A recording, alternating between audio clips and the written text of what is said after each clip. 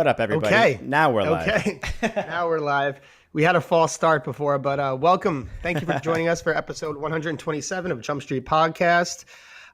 Very excited. Oh, this is an early morning episode if you're on the West Coast, or if it's an afternoon episode if you're on the East, and it's evening time in Europe. So hopefully some people are joining us who don't often get to join us live. Yeah, I love that. But very excited for this episode. We have the latest Spring Cup champ with us. He's been doing a lot this year. He's been doing a lot the past few years, and I'm really excited to catch up with him. So very excited to talk with Michael Witzemann on today's podcast.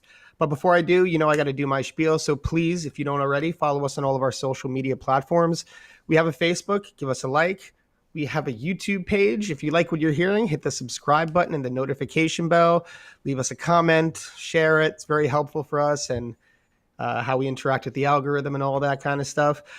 We have an iTunes. If you like what you're hearing and you're listening to us and you can't watch during work, just throw it on. Give us a 5-star rating if you like it. Give us a review. Really helps. Very helpful for us.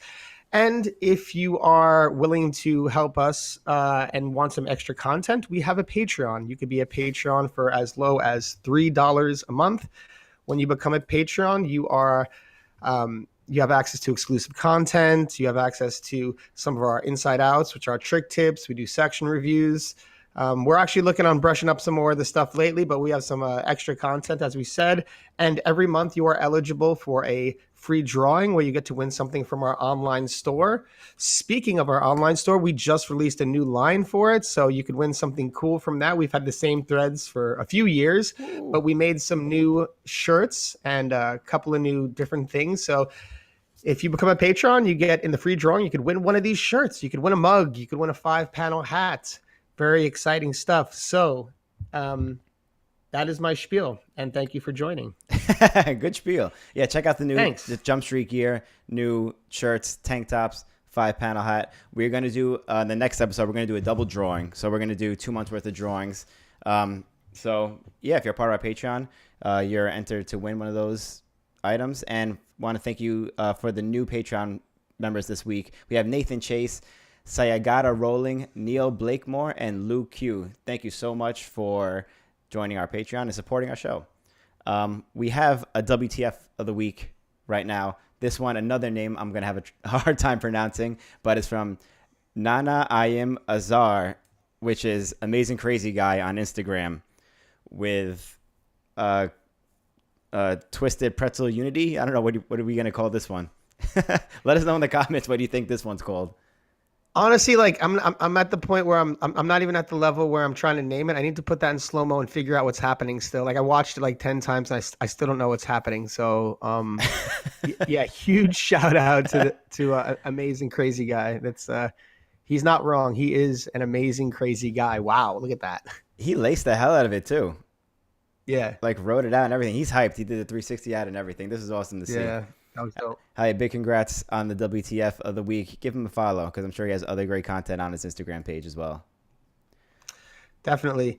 We have a few things to talk about before we get to our guest. I wanted to give a shout out to my friend Dennis Lopez, and Dennis also skates for Mesmer. His amazing girlfriend, April, made us some rugs. She made us a Mesmer rug. But I wanted to give her a shout out because she does all kinds of personalized rugs. She takes orders. She could do anything you can think of.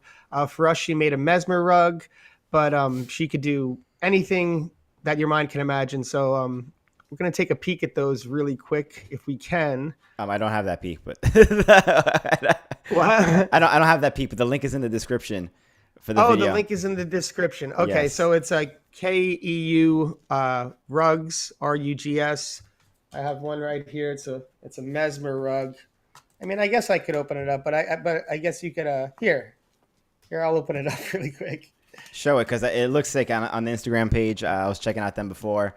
Super sick custom rugs. They look awesome. They would definitely fit in any decor, living room, bedroom, whatever you may have. Look at this thing. Boom! Look at that. That thing is super sick. Yes.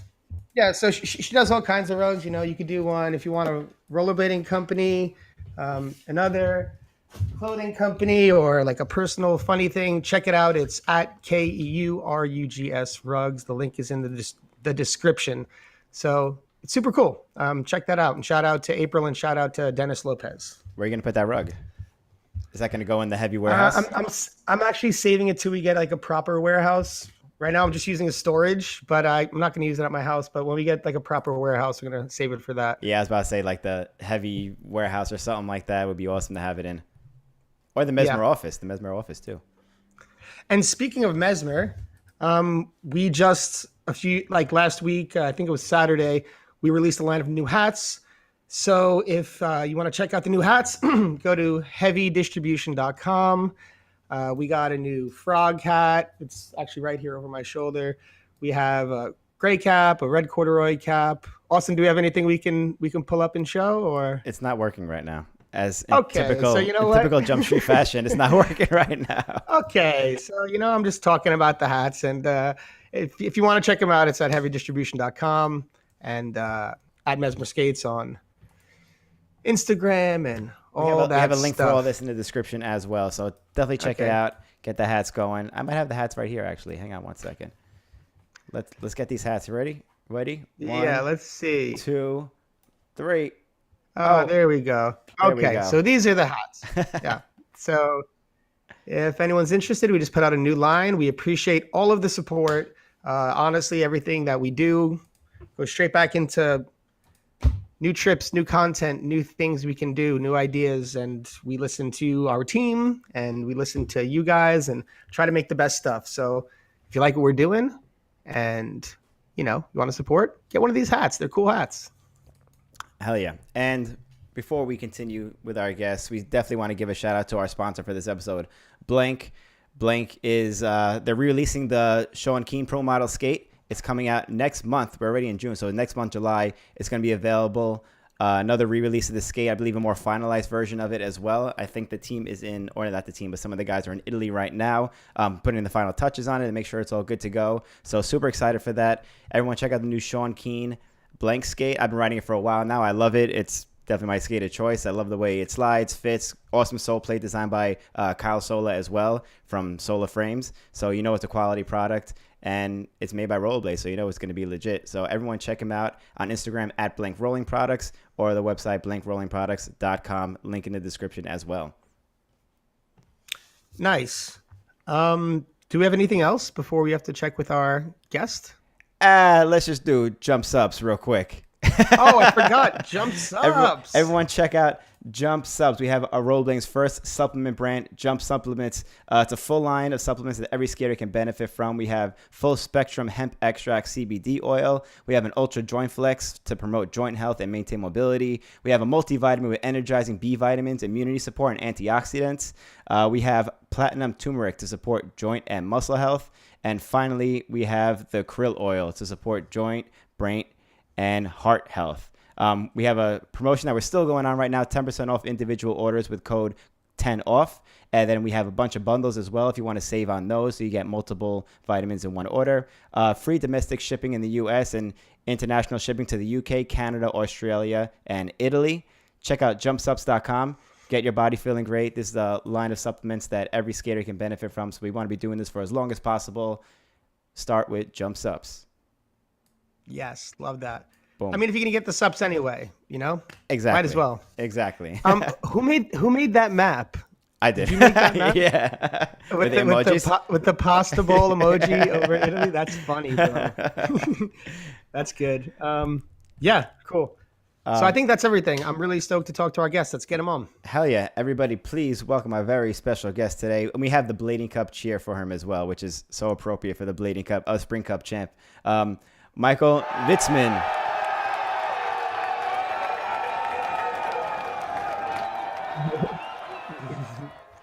Damn, I should have got the actual cheer from the Spring Cup this time, because that's from a Blading Cup in the past from Butter TV. But we should have got the actual cheer from the Spring Cup for that one. That would have been awesome.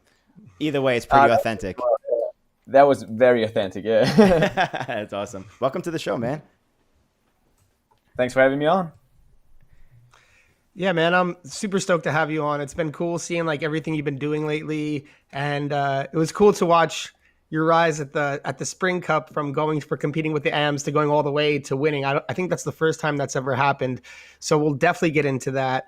But you're new to the show. And we're just getting to know each other. So I'd like to start at the beginning. And I've been watching some of your stuff like that you recently did with Ricardo, and I was looking into like your own YouTube channel. But I learned that you started skating in 2009. So Yeah.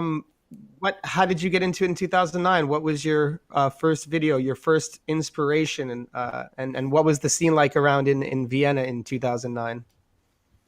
So I'm not originally from Vienna, but from a small city in the west of Austria, and there was actually a pretty big scene there. And well, I started skating without actually knowing about the scene or anything. I didn't know any videos. I just knew that I liked inline skates for some reason. Like we were playing hockey, like everyone was kind of doing. And just one day, a friend of mine brought up a pair of aggressive skates, and he was like, "Yeah, this is really fun to try too." And then I met another friend at the skate park trying aggressive skates for the first time, and he showed me a video of Chris Haffey. I think it was Killer Boots or Leading the Blind, and well, that was pretty much how I got into it. I was instantly hooked with that. Yeah, wow. I mean, for me, that's just like crazy to think about like a first video. Like we've had a few guests on that say like their first video is like one of these kind of videos, but that's Yeah. such an intense video to come into for like your first thing seeing. Yeah, we also didn't know any names to grinds or any trick, you know. So we just saw the video and we're like, all right, what is he doing with his feet? Like, what could we try on the spots we have in our skate park, you know?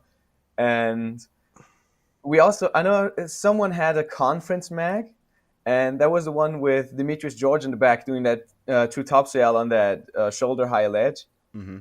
Mm-hmm. Oh And yeah. we were just trying to figure out what the hell was he doing there? Like, where did he jump from? Like, it was impossible that he would come from the ground, right? And they're like, okay, what's he doing there? So we were trying to like learn our first grinds like that. Oh man, that's a high level of skating too to base it off of. Like, do you remember exactly what about like the Chris Savvy sections and stuff made you want to start skating? Because like Billy said, we've had people on the show who's also started around that era, and it's like it seems so far out of reach to see people jumping off roofs or like huge disasters or drop kinks and being like, oh, I want to do that. Was it just the thrill of it or what? Yeah, more or less. So the skate park we had was more or less like a classic old school skate parks with jump boxes and stuff. And I was impressed by how much airtime Chris Heffy had in just one section. And our goal was mainly just to get airtime at the skate park. So we were trying to skate mini ramp and get airs. We were trying to jump the jump box, which I was always the worst at. So I was impressed seeing other people like being on such a high level. Obviously, I could not relate too much to it. I was just impressed by it, and it was fun to watch. It still is. Yeah. Still seeing No, exactly that kind of. I can see that like being captivating, that kind of Yeah, skating, exactly. Captivating. and That's the word. yeah. Um, that's interesting though. So it was just like that's kind of like how I started actually. Like we started playing hockey, and then someone brought a pair of aggressive skates, and then like me and my one friend kind of went on our way. So that's like Yeah. that's a really interesting start to everything. Like did it go just you guys for a while, or did it like grow more, that influence more people in the scene, or did you like realize, oh, I gotta start? The more serious you got, I got to get out to the city, go to Vienna, and like do something like that. Pretty much all of that at some point. So when we started out, there was this one skate park really close to my place, and there were 5, 6, 7 other skaters there, and we were all about the same age. I was still the youngest, but we were like from 12 to 14. And about half a year into skating, we realized there's other skate parks. Like we didn't really expand that much. And we noticed there was a contest going on in a different skate park. And when we got there, like just the 5 of us, we noticed there's like 20 other skaters. And that's when we realized like there's actually a big scene here. There's actually such a thing as a scene. It's not just our crew here. And yeah, from there on, we noticed that people were street skating. We are trying to get into that. We saw that people in bigger cities were skating more on the streets because it was pretty hard back home.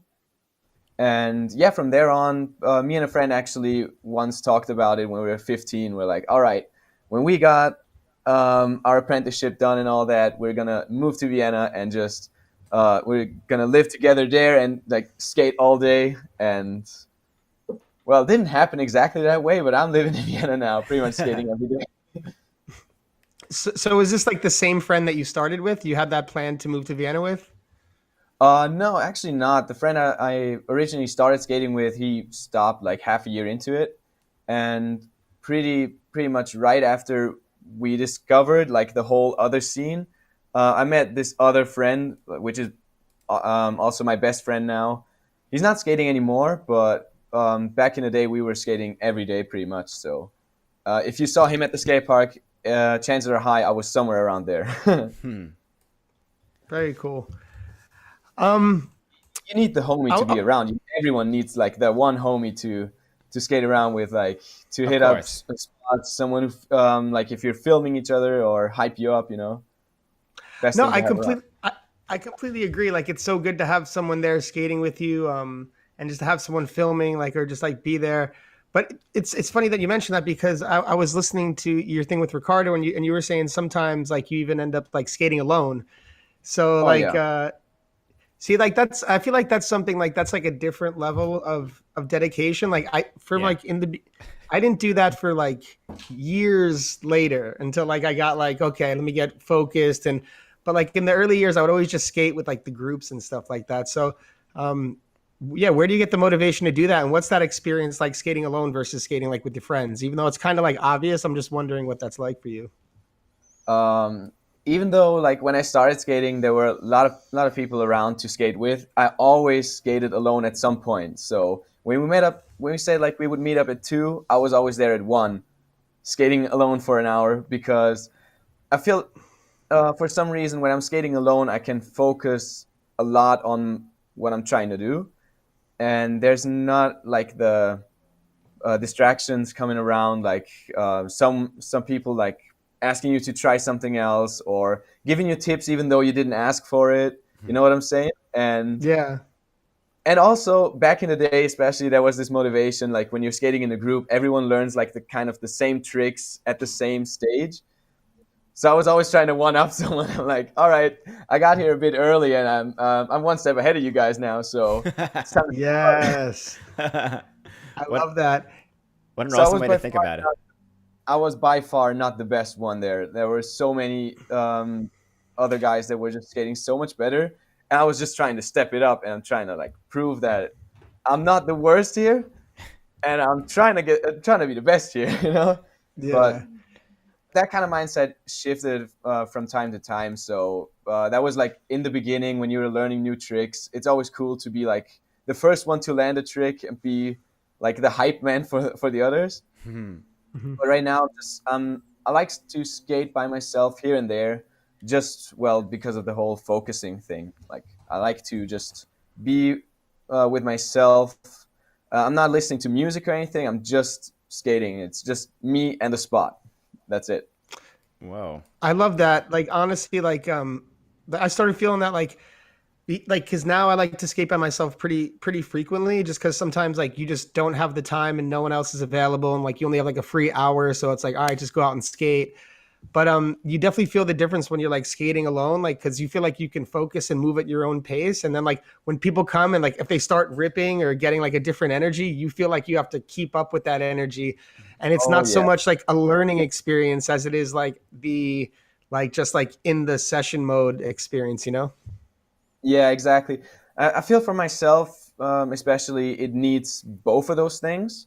So sometimes I just need to go at my rather slow pace of learning and just getting into a trick and approaching tricks so slow that I'm standing on the spot or whatever. And sometimes I just need a group around, maybe play a game of skate and just get back into a different flow again, like mix things up. Yeah. So, sometimes I'm just learning by myself, like really on a slow pace, like step by step. And sometimes I just need to get out of that for a bit and just learn in a different way. So it just like keep it in a steady motion. Is Yeah. that is that an expression? Steady motion? I don't know. Like, Yeah. but That- No, I think yeah. you know what I mean, right? Do you Oh, feel like you learn makes more sense. than skating by yourself compared to skating with other people, or is it just like a different kind of learning process or motivation? I guess. It's totally different. So when I'm skating by myself, I usually have a trick idea in mind just when I'm putting on my skates. But if I'm skating with other people, there's usually tricks coming up that I've never thought of. So especially when you're playing a game of skate, that's probably the best way to learn tricks because you're doing tricks you've never done before just to make your opponent uncomfortable. And Yes. whoever you're skating against is doing the same thing.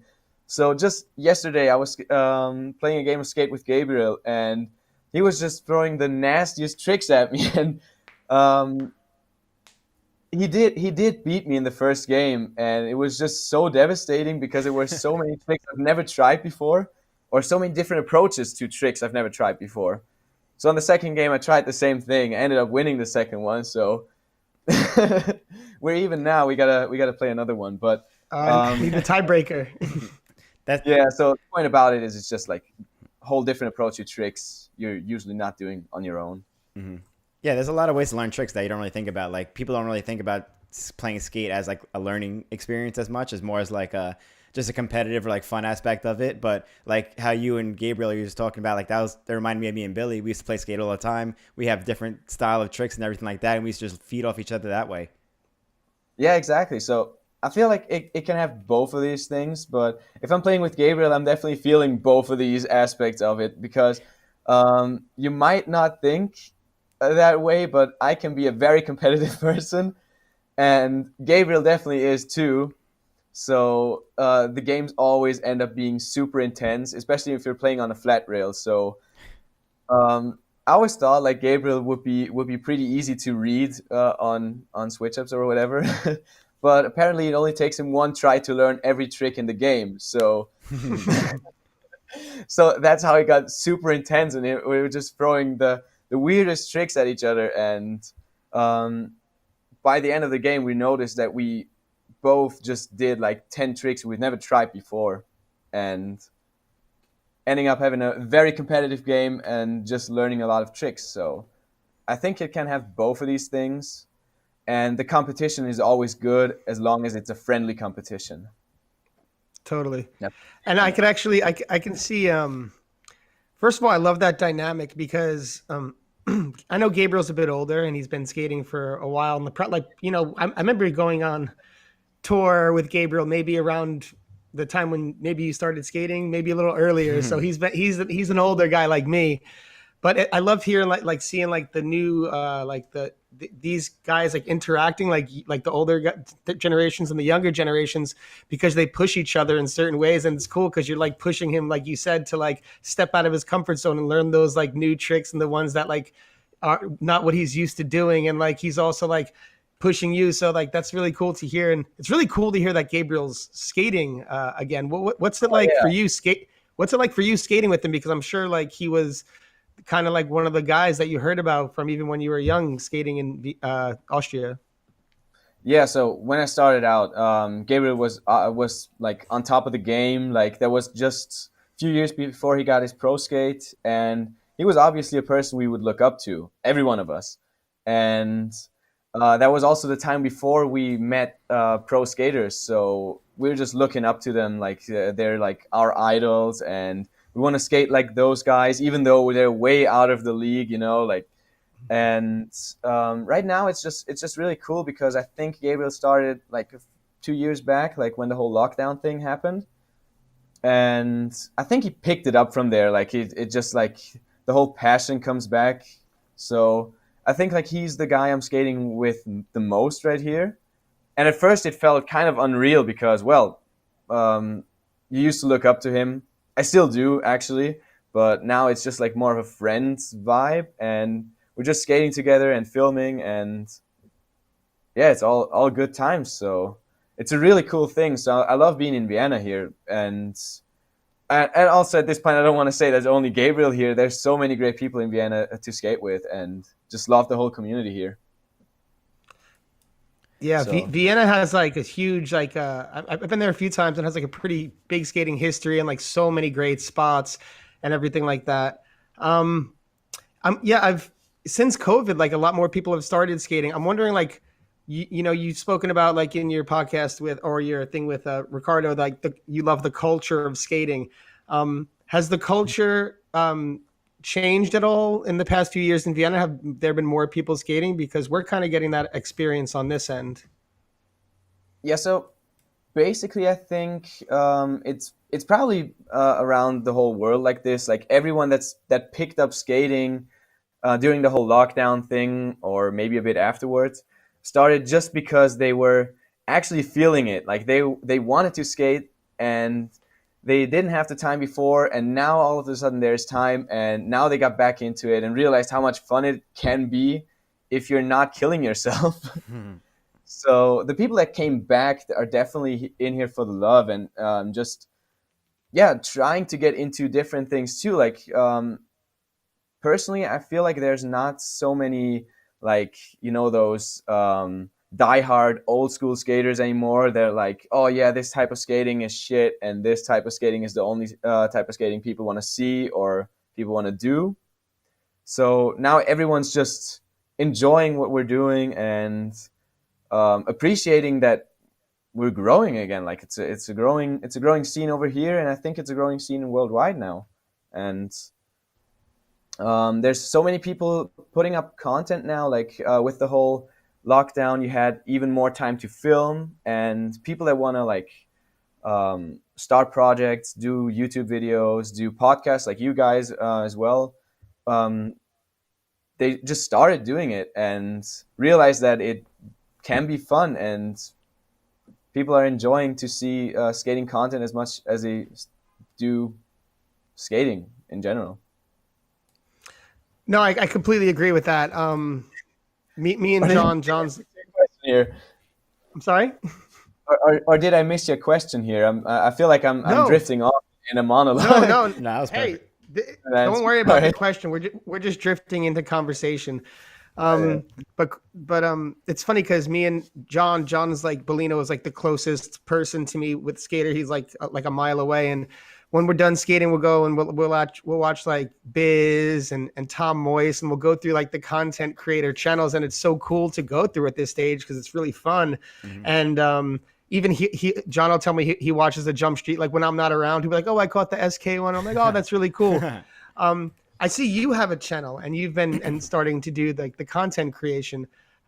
Yes. Who inspires you in that field, and where did you get the idea to start creating that? That's a seemingly easy question, but it's actually a pretty long answer for that. So there's many people that inspired me in the first place. Like pretty much everyone that does make content like this inspired me in the first place. And I think it was on your podcast when Biz once said that you just have to like go out and do it. Like if you want to create the content you want to do in skating, you just go out and just try it out. And yeah, at some point I just thought, why not? Like I like skating. I like skating by myself, so I have a lot of time to just try things out here.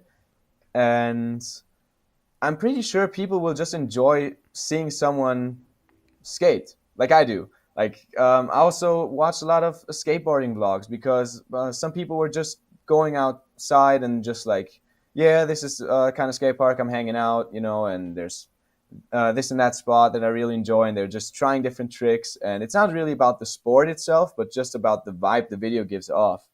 And I thought to myself, this looks fun, and I'm just gonna try to do it now. And yeah, with many inspirations from all kinds of sources, I just thought, all right, I have the camera for it. I got the time. Why not? I just gonna try to do my own thing here, and just nothing specific. I'm not trying to go into any specific direction.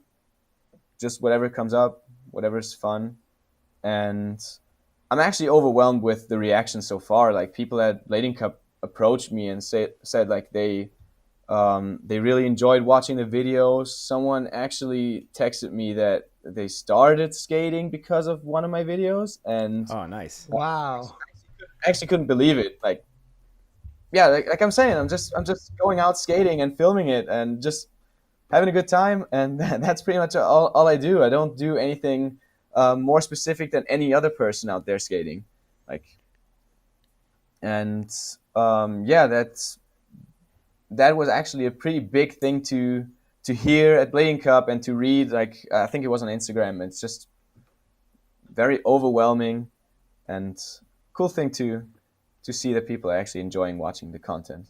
Yeah, you're doing a great job with it, by the way. Also, I've watched like almost probably all your videos too in the past. But I love seeing that, like, more aspiring skaters like yourself having YouTube channels, and not just like people who are mainly content creators, I guess you could say. Like me, myself, I would mostly consider myself a content creator at this point. Like, I'm not trying to get a skate with my name on it or anything like that. You know, I'm here just because I love being here and contributing to the culture and the community and everything like that. But people like yourself, who I would consider like a younger generation aspiring skaters, creating these YouTube channels, and like you said, you put somebody on a pair of skates, like they started skating because of your channel. I think that's a great aspect of skating that people don't really see, and I feel like more like pros and stuff like that should be doing creating content like that. And you even have like a Patreon page now that you just started because of, you know, your following, and it's just a great way for skaters these days, pros and amps, to have like a lucrative,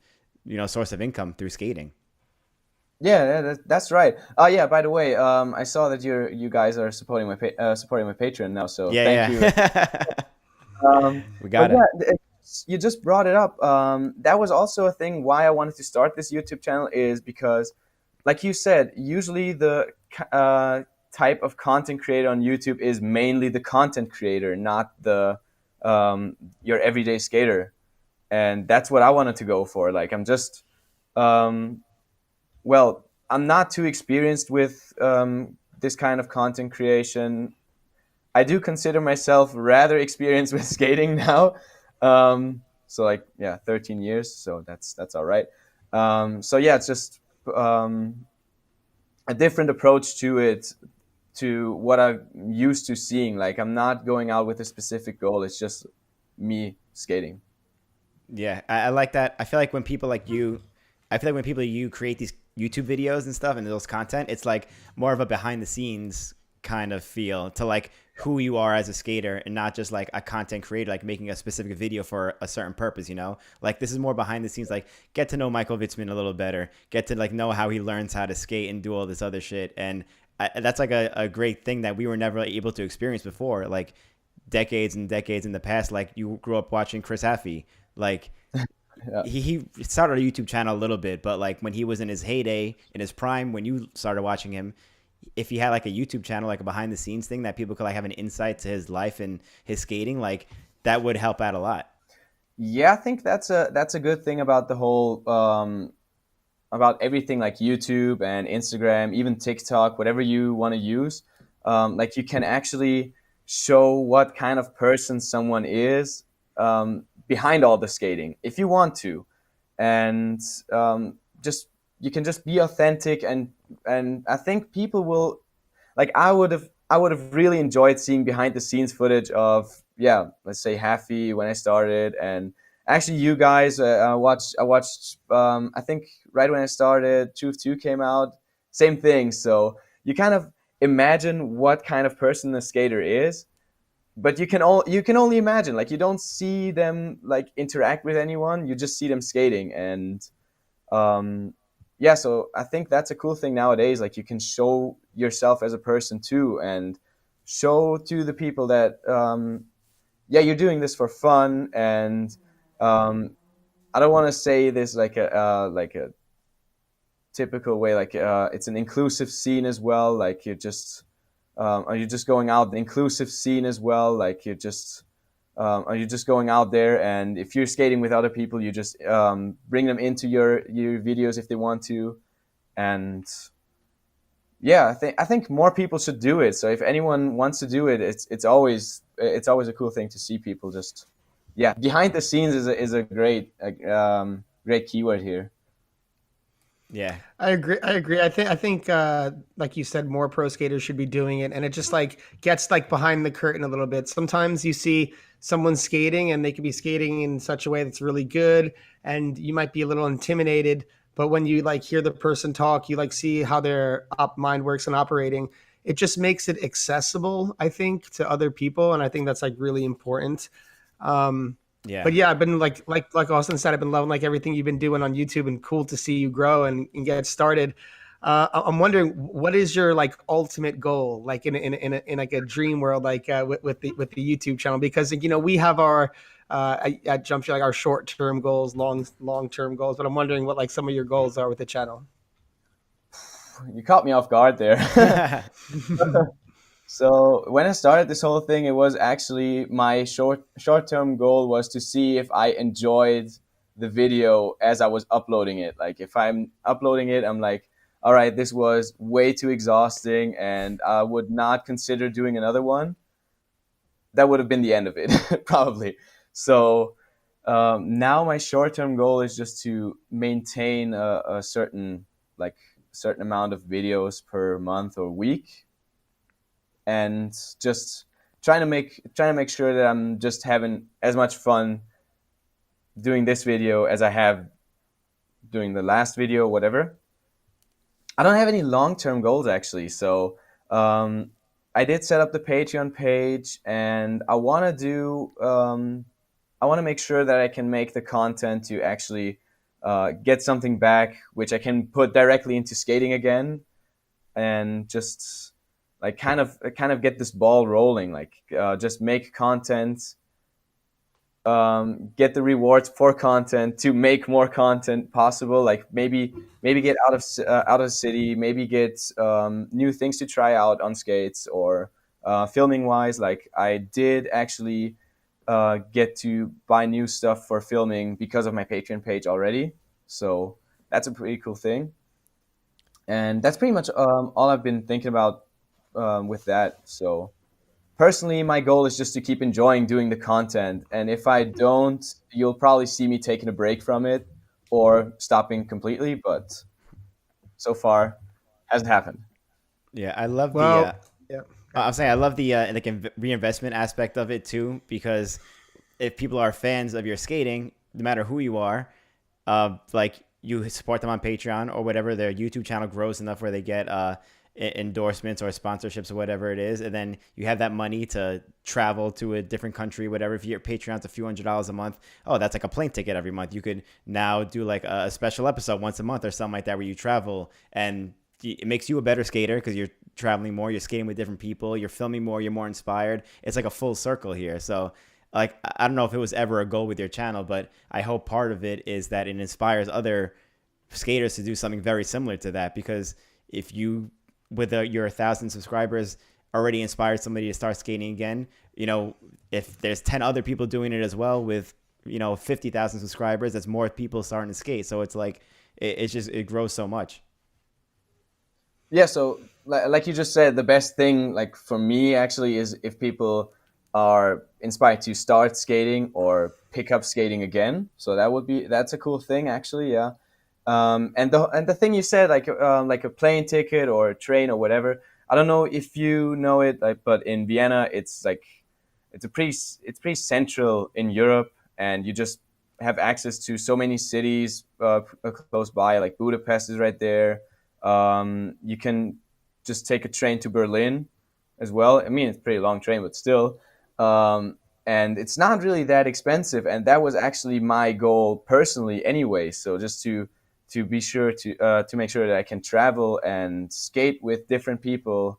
And so far I've been doing that a lot, but I just want to do it more, if you know what I'm saying. Like, kind of feeling like I'm just at the beginning of something right here. So, yeah, just want to keep this going. That's awesome. That's a good feeling, to feel like you're at the beginning of something, and it seems that way, and you're on the right path, and that's really cool. Definitely want to, like, I'm sure, like, want to make this life, a thing you can keep contributing to, and really cool to have the unintended consequence of like inspiring people to skate who haven't done it before. That's amazing, and I guess the more that happens, the better it is as a whole. Yeah. I wanted to, there's a few other things I want to talk about, but I think it's cool to get into the Spring Cup right now, because I think that was the first time like that smile that had ever happened, right? I still can't believe it. Yeah, it's actually like pretty incredible, like that story. So, was that your first? Um, was this your like? Have you competed at the Blade Cup before? I'm sorry, I this on this aspect I didn't do my research. So this is your first Spring Cup. It's all right. We're talking, right? That's No, right. I wanted to go to Blading Cup ever since the first one came up, and I was just skating for 2 years back then, and I was obviously too young to travel abroad. But for the last few years, I always wanted to go there. It just didn't happen because of school or money problems, and well, money problems that were related to school, obviously, and now it's just I'm finally off school and I got time to like I can actually adjust like make sure I got the time and I'm making money now, so that's a cool thing. I'm like, all right, this is the first time I can actually get there. I'm not gonna miss it, and Winter Clash is not happening, so I definitely cannot miss it right now, you know. Yeah. So yeah, first time I ever had the chance to go to Blading Cup, and first time California as well. And So is it the first time skating in the States in general, or? I've been to Seattle 4 years ago. For 2 weeks, I stayed with Josiah Blee there. That was pretty cool. That was it would have been even better if we both weren't injured at that time. So we both had knee problems. His were obviously worse than mine. He couldn't skate at all, but I could just skate a bit here and there. But it was still an amazing trip, and I definitely want to go back to Seattle, especially now after Chance of Rain 4 dropped. I don't Hmm. know if you Mm. guys saw it. Yeah. They It's mind bending. It's it's insane. That's so random. Like Yeah. Seattle was like the place that you visited first, you know? Like people usually come to the States and they go to like, I don't know, mate, like New York or California, whatever it is. And you go away to Seattle. I always wanted to go to New York, and I'm trying to make Boshi Pope skate off this year. But Seattle kind of came up randomly, so I actually just posted something on my Instagram story saying, "Yeah, I have 2 weeks where I can travel at this month. Anyone got a spot for me to stay on, or an idea where I could go to?" And Josiah hit me up, and he's like, "Yeah, you could stay at my place." Like, all right, I've been texting with him here and there. That was the time when he was still on REMS, and he actually told me after that trip, like up until the point where he picked me up from the airport, he thought it was a joke. Like I was just I was just messing with him, but Oh my God. dude, I'm not messing when it comes to traveling or skating. So if I'm telling you I'm gonna be there, I'm gonna be there. Yeah, look at this That's network. Look funny. at this network we have. You just like put a message out on Instagram. Someone randomly hit you up who you like lightly knew of, I guess, whatever. And you show up at the airport and it's not like a reality until he scoops you up. But that's crazy because you can't really do that in many other aspects of like life, you know, for most other people. I mean, I would definitely not recommend this to anyone else if they're not in the community. Don't meet up with random people overseas that you've never seen in real life before. Blading community is different. We got a lot of people that can like vouch for the Exactly. people, so Yeah. you could always Yeah. check. Um, but yeah, let's get back to the Blade Cup real quick. So you're like, okay, I'm gonna go to my first Blade Cup. I'm going to California for the first time, or Spring Cup rather. And you always wanted to go. Winter Clash wasn't happening. Um, so like, what was when you first went to go compete and register in the M? Was it ever like in your wildest dreams that you would win that and then win pro? Was that like even part of your thinking? No. At first, I wasn't even sure if I wanted to compete. I was talking to Marius one day, and I'm like, "Dude, are you competing? Because I don't want to be the only guy from overseas, um, like just randomly competing at this international comp right here, you know?" And he's like, "Yeah, yeah, I'm gonna compete. It's gonna be fun." Like, all right, yeah, but you're in pros and I'm in M. Like, it's not like we're skating together or anything. But I thought, all right, I'm just gonna sign up, see if something happens, you know. So when I signed up, I was actually feeling pretty confident with the skating course because it was rather small stuff and on a pretty tight space. So it's more or less the kind of park that would fit my type of skating. So nothing where you can go too big or too fast because that would not be my type of skating. That's why I always struggle at Winter Clash. And no, so when I made finals on M, I was pretty stoked. I was not sure if I would make finals. And after my finals run, I thought that I could maybe make third, probably fourth though.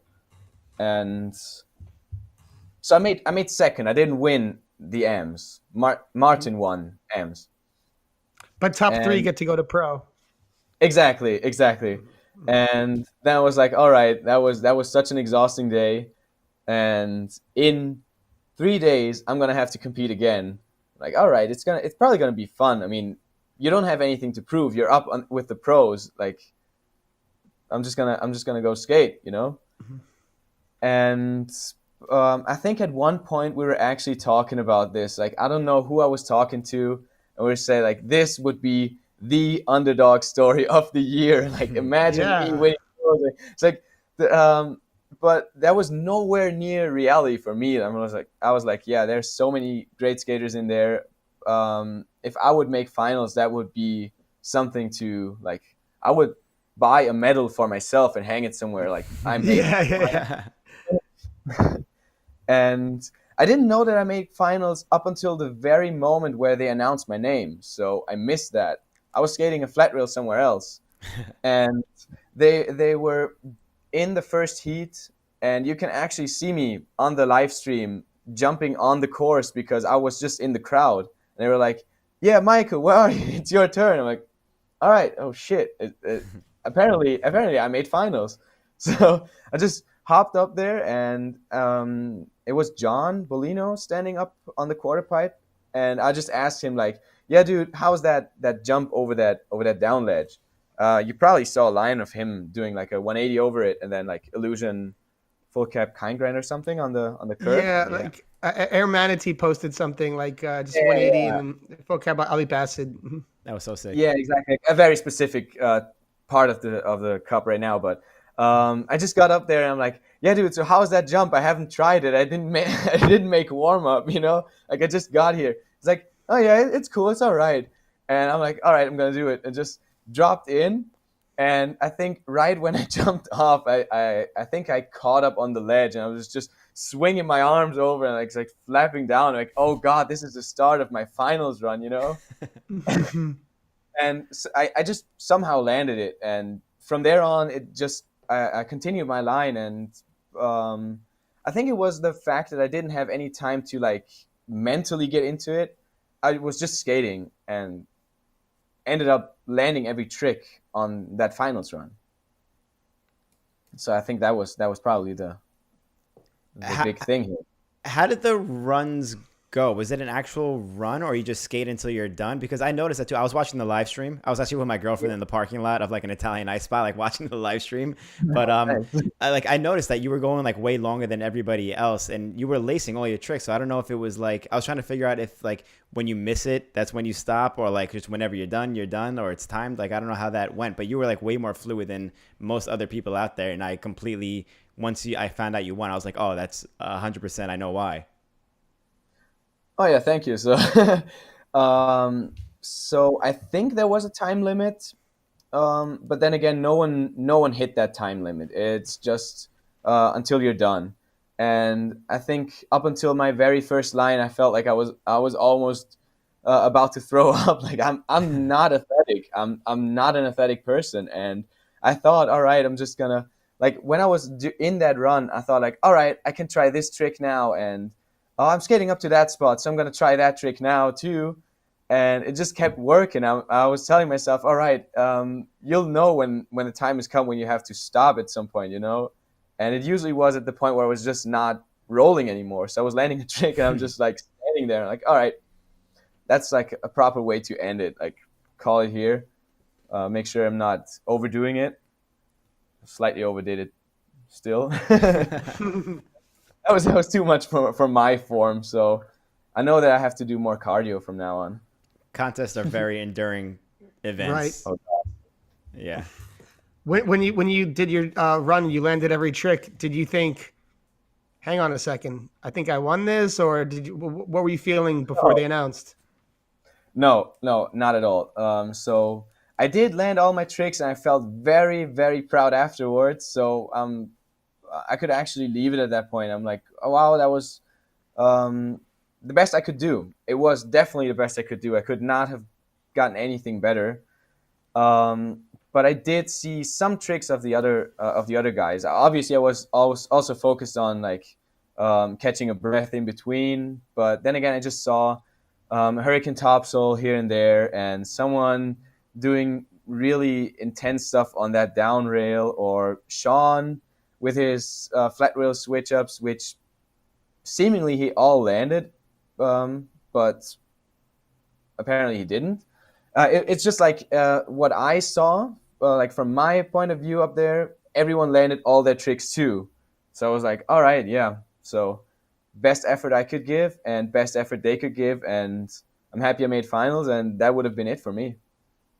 I did not think I would make top 3, honestly. So that's a cool moment. So like when it goes up there and you're waiting and you're hearing them make the announcement, they do third, they announce second.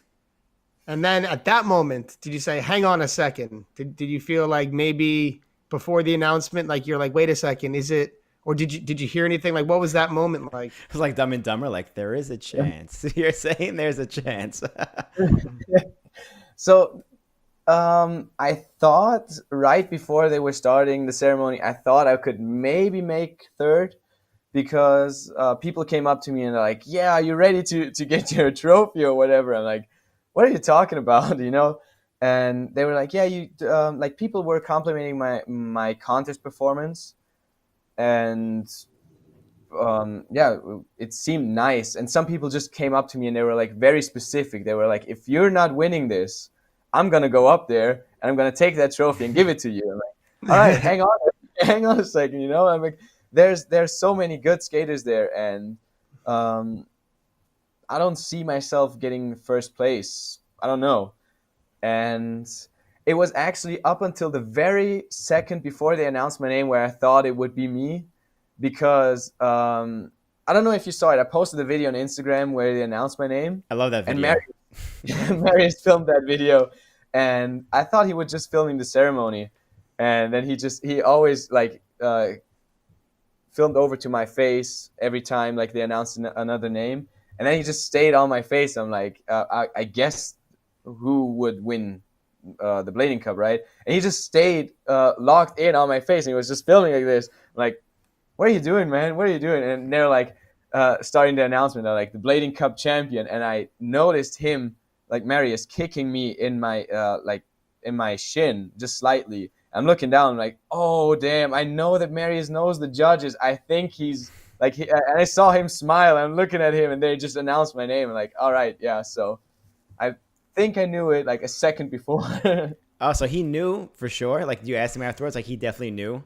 That's why he was filming you? I didn't ask him, but I definitely knew that he knew, because, well, yeah, the judges Just were by how, yeah. at the Dem shop, and the way he acted afterwards seemed very obvious to me, but in the moment it was just like, yeah, what are you doing, man? Why are you filming me?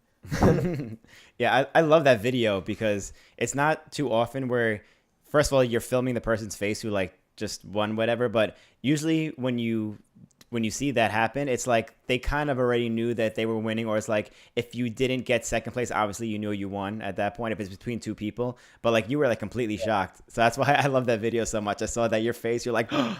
It was awesome. It was so genuine. So, yeah, that was probably the most honest reaction you would see from me, because I thought if it came down to me being in between two spots, it would be third or fourth.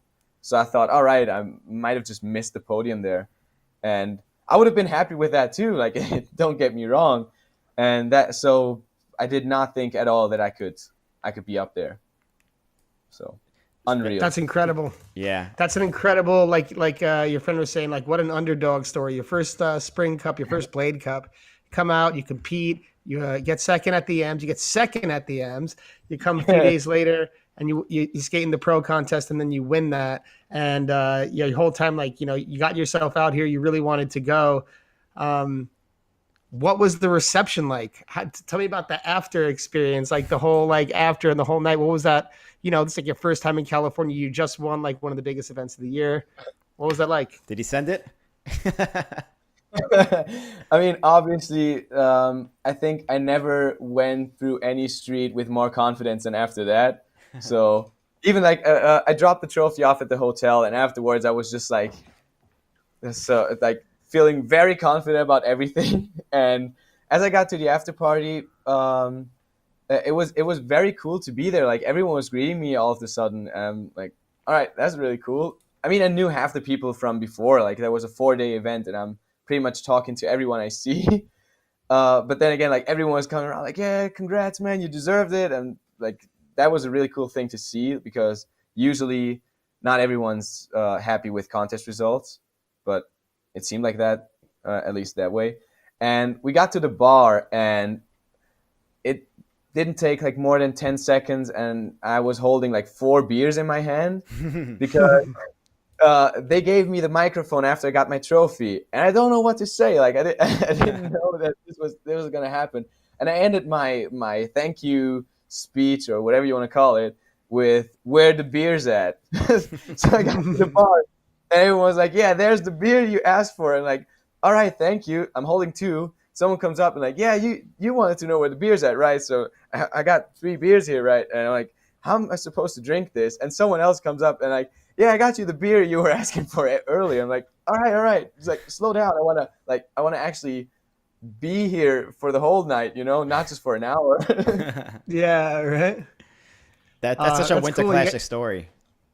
Yeah, bringing the Winter Clash to Blading Cup. That's a king's. You got a king's welcome in America. That's awesome, and that's just yeah, really cool story, man. And congrats to you on that because that is yeah, that's like I said. I think that's yeah, that's the first time that's ever happened. No one's ever done that before, and that's So just gonna sick. go down in like Blade Cup history. So yeah, congrats. So sick. Hell yeah. I have, before we leave the Blading Cup topic, I have just one more thing well, maybe two more things. Like, Oh. after winning an event like that, has it changed your skating or your outlook on skating at all? It did, definitely. But only in a way that I already knew I was going towards, which was just to skate the way I feel like doing. And I entered the comp thinking, all right, I'm just gonna try to maybe step out of my comfort zone here and there, not risking too much.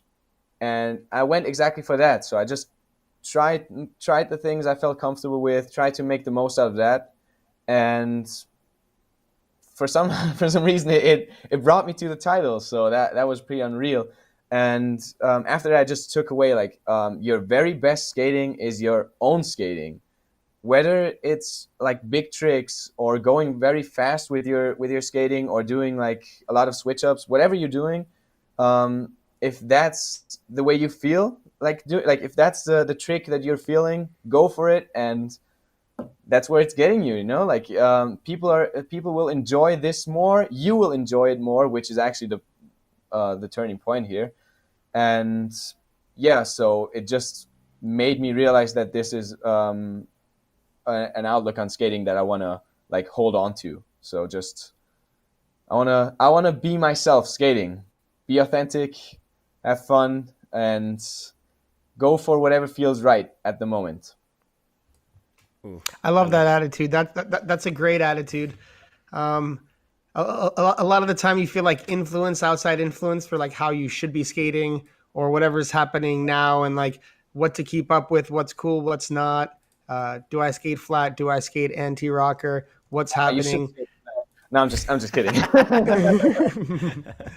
I'm But sorry, I yeah, had to do it. but yeah, but it's true. Like you should skate to what feels good, like and to what feels Yeah, fun, and to, like your skating, what speaks to you. And I think if you like follow that path, you're gonna have more to contribute than if you're. It's good to be inspired by what's happening around you, but it's also good to like stick in like the natural area that's fun for you or most. Yeah, exactly. Like I've been sticking to that for a long time now because actually I used to think differently and it got me injured at some point. And after that, I was like, all right, why did I get hurt for something I didn't want to do in the first place? And no one forced me to do it. It was myself myself trying to talk me into something I didn't want to do, and I didn't feel it at the moment either. And I only realized that with contests, especially like at Winter Clash, for example, like the course usually doesn't fit my type of skating, and I'm trying to adjust as much as I can. But here and there, I see myself rolling away from a trick and thinking, all right, that was very unnecessary. It didn't feel good. It didn't feel right. Why did I try it? It probably looked horrible as well. Um, and I always thought I needed to do this if I wanted to get somewhere in contest. I should try to one up, even though I'm not feeling it. And I was trying to get rid of that, and I was fully locked in on my outlook on skating on Blading Cup, and I thought like, all right, I'm just gonna do me. I'm just gonna do whatever feels like my type of skating and see where it gets me. And even if it wouldn't get me in the finals, even if it wouldn't get me in the finals of the AMs or whatever, I'm still going away not injured. I still had a good time, and um, I feel good about my skating. That's actually all I'm looking for, right? Yeah, I love that. I love that attitude. whether you win or lose, you just got to like feel good about it. You know, I think that's the Yeah, most important thing too. If you got 10th place, you're like, yo, I had a good time. I like competed with these guys, like all these people I look up to, whatever it may be. Like that was awesome. That was fun. And you're not hurt. That's exactly, a plus. Always a plus.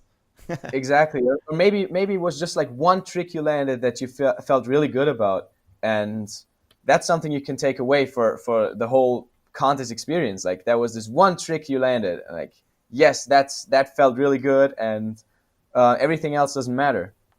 And even if there was not a single trick that you landed that you felt good about, like you said, if you're not going away injured, that's always the best thing. I mean, you want to skate for longer than just this weekend. I want to go back home and skate again, right? Yeah. Definitely. Yeah. Too many people get Definitely. broke off at contests.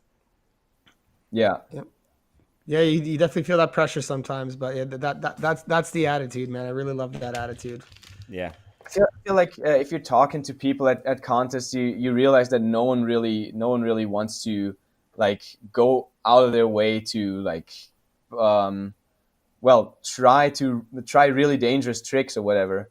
At the end of the day, after the contest, you want to just hang around, maybe skate some other spot or anything. And if you're just taken by the moment of the contest and you feel like, all right, now I want to do like this big trick, why not go for it?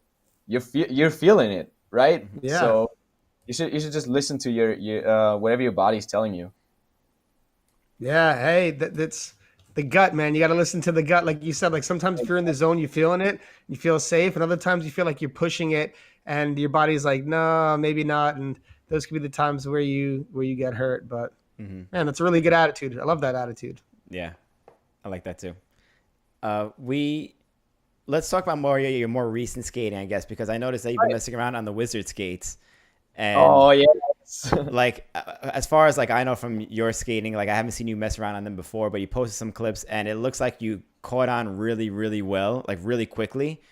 And I don't know if you were like kind of training for that beforehand or whatever, because it took me forever to figure those things out. And you look like you got them, the brain dead frames, and you like just in a second figured it out kind of thing. Like, what's your experience like with those, and how is that like changing your skating now?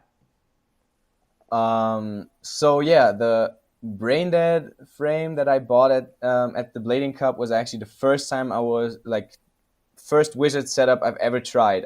Haven't tried the natural rocker, the four wheelers or anything.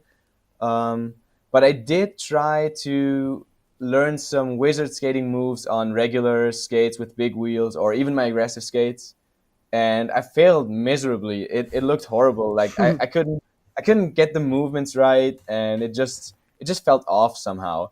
But I kept seeing content of people like just trying different things, and it looked like so much fun. And then I saw JK with the whole piece in New York, and I saw other videos of him before and how he adapted to aggressive skating, just as much as Mike Torres.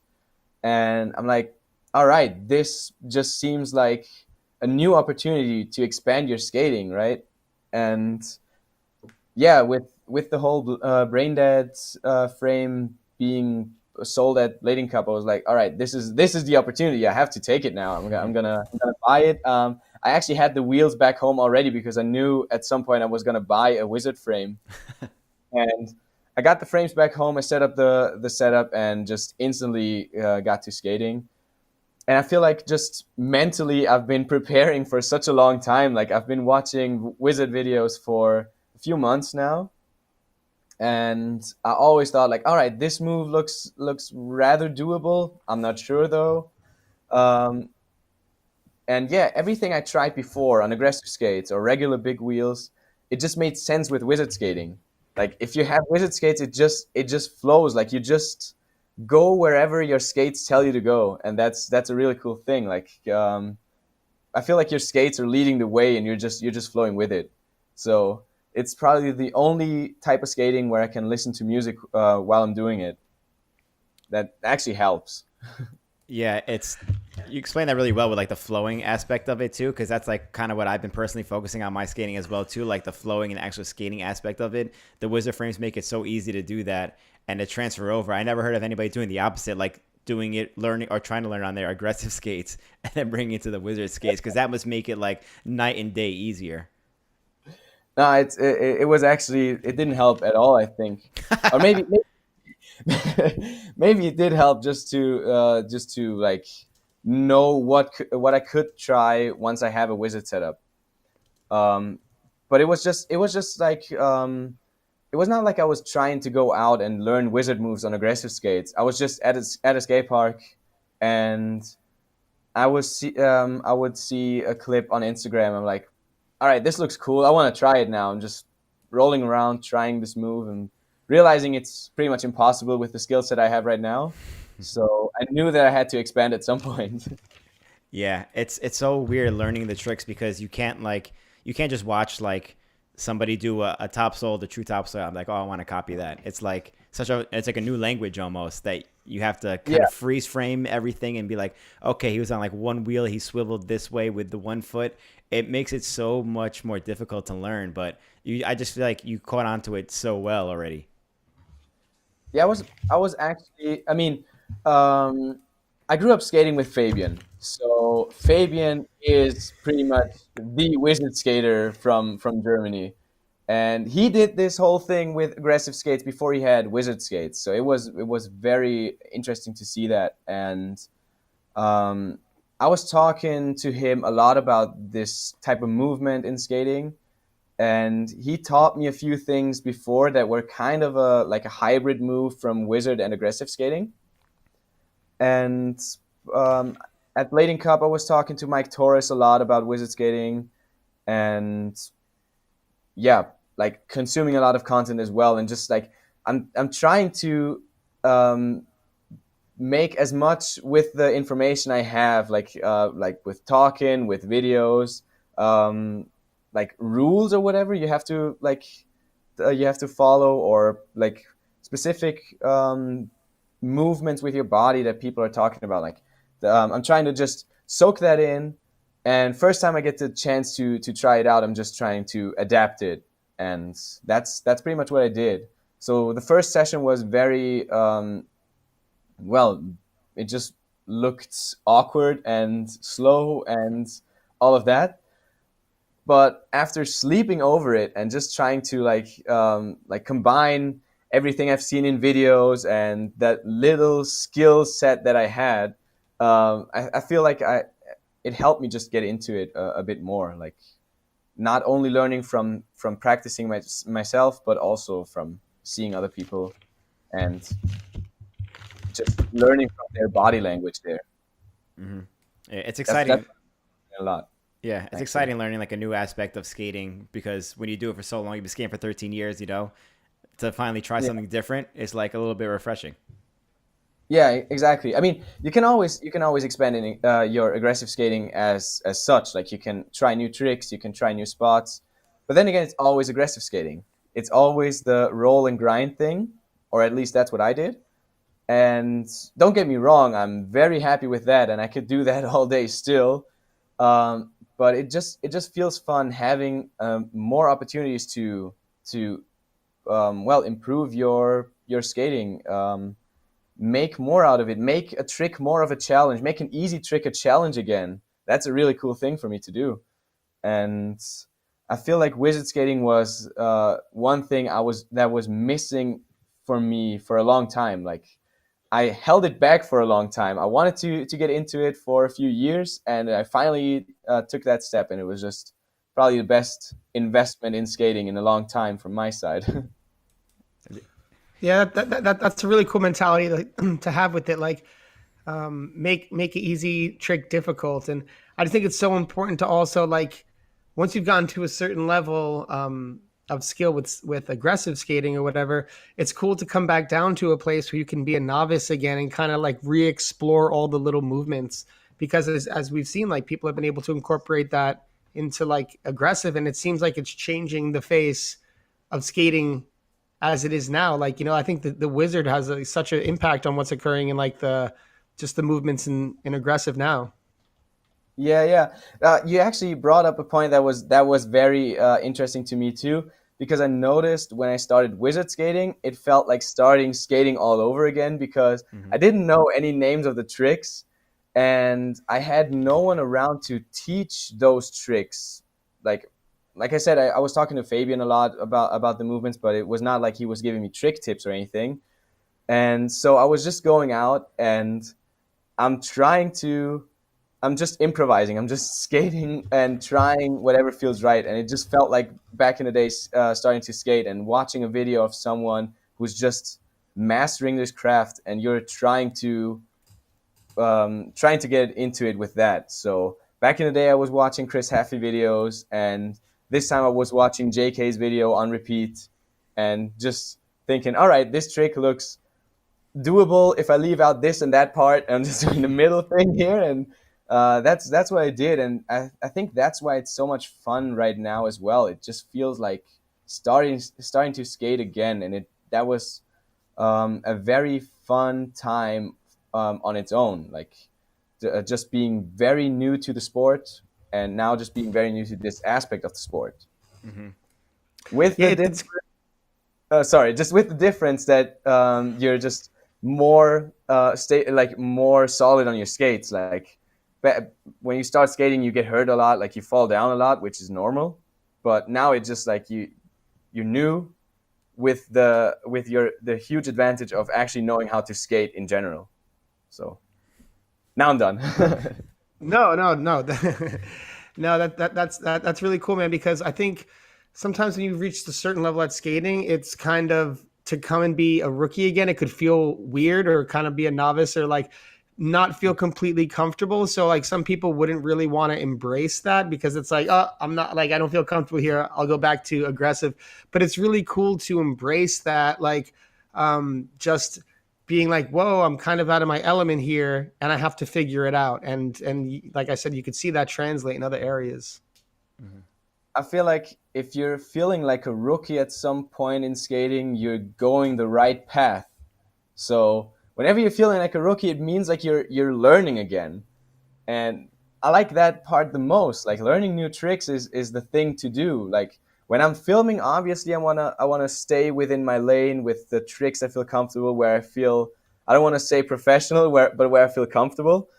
Mm-hmm. And whenever I'm at the skate park, I tend to pick the spot that um, either looks the most appealing or the least appealing. So let's say I'm at a park and there's a flat rail. You will obviously see me skate that flat rail for a long time.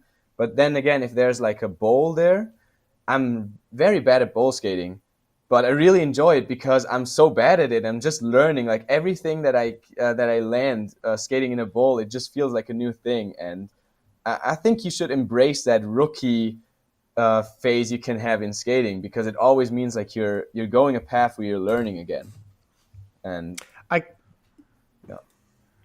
no, I completely agree. There are, I've been skating since like a long time, like many years, and um, I skate with like Joe Atkinson and Miguel. I like a bowl, and I feel like I've just started, when I'm with them, and I'm like, oh man, like even if I feel good before they're there, like when they're there, I'm like, wow, it goes so many levels. So it's cool to always like put yourself in a place like where you could learn. It's also very humbling, like, and you can stay humble and you can grow, and it's really important for like just developing the character that you want to be in skating. Yeah, exactly. And I feel like there should always be um, that kind of skating that you enjoy so much, where you feel like you're very comfortable, like that's your type of skating. You feel confident with it, and that's a cool thing to have. And I think that's one thing I always need in skating. So there's always like my backup, like when I feel too humbled, if you want to say it like that, like especially skating like a mini ramp or a bowl, like if I say like, all right, I need something to build my confidence back up. I just want to skate something where I feel very comfortable trying new stuff or just repeating old stuff. Um, yeah, that's like it needs both, in my opinion. You need the humbling experience skating with like skating unfamiliar spots or skating with people way better than you or just better than you, and you need that thing where you feel very confident. And it doesn't matter how good anyone else would be, it just matters how confident you are at this certain type of skating. So I feel very comfortable skating flat rail, but I'm nowhere on top of the game there. But then again, I never feel like a rookie on a flat rail. I never do. Mhm. I love Totally. the fan aspect of this too, because like being able to watch you, like I'm a fan of your skating, and then seeing that you watched that you started wizard skating, like I'm like, oh, this is like a whole new version of Michael Witzemann that I could watch skate. And same thing with like Colin Kelso was doing that recently too. Like everyone's seen him Yeah. just tearing up the streets for years and years and years, and then now he started like wizard skating a little bit on his Instagram stories, and it's like, oh, now I get to see, like I'm a huge fan of Colin skating, like I get to see a new version of Colin, start skating again. But along those lines, I wanted to ask you a little bit about your influences, because I don't know. I could just be completely wrong, but I see a lot of like Sean and Colin Kelso skating in your skating, and I was curious how much of like influence they had too. Like the style is there, like the tricks are there, the technicality is there.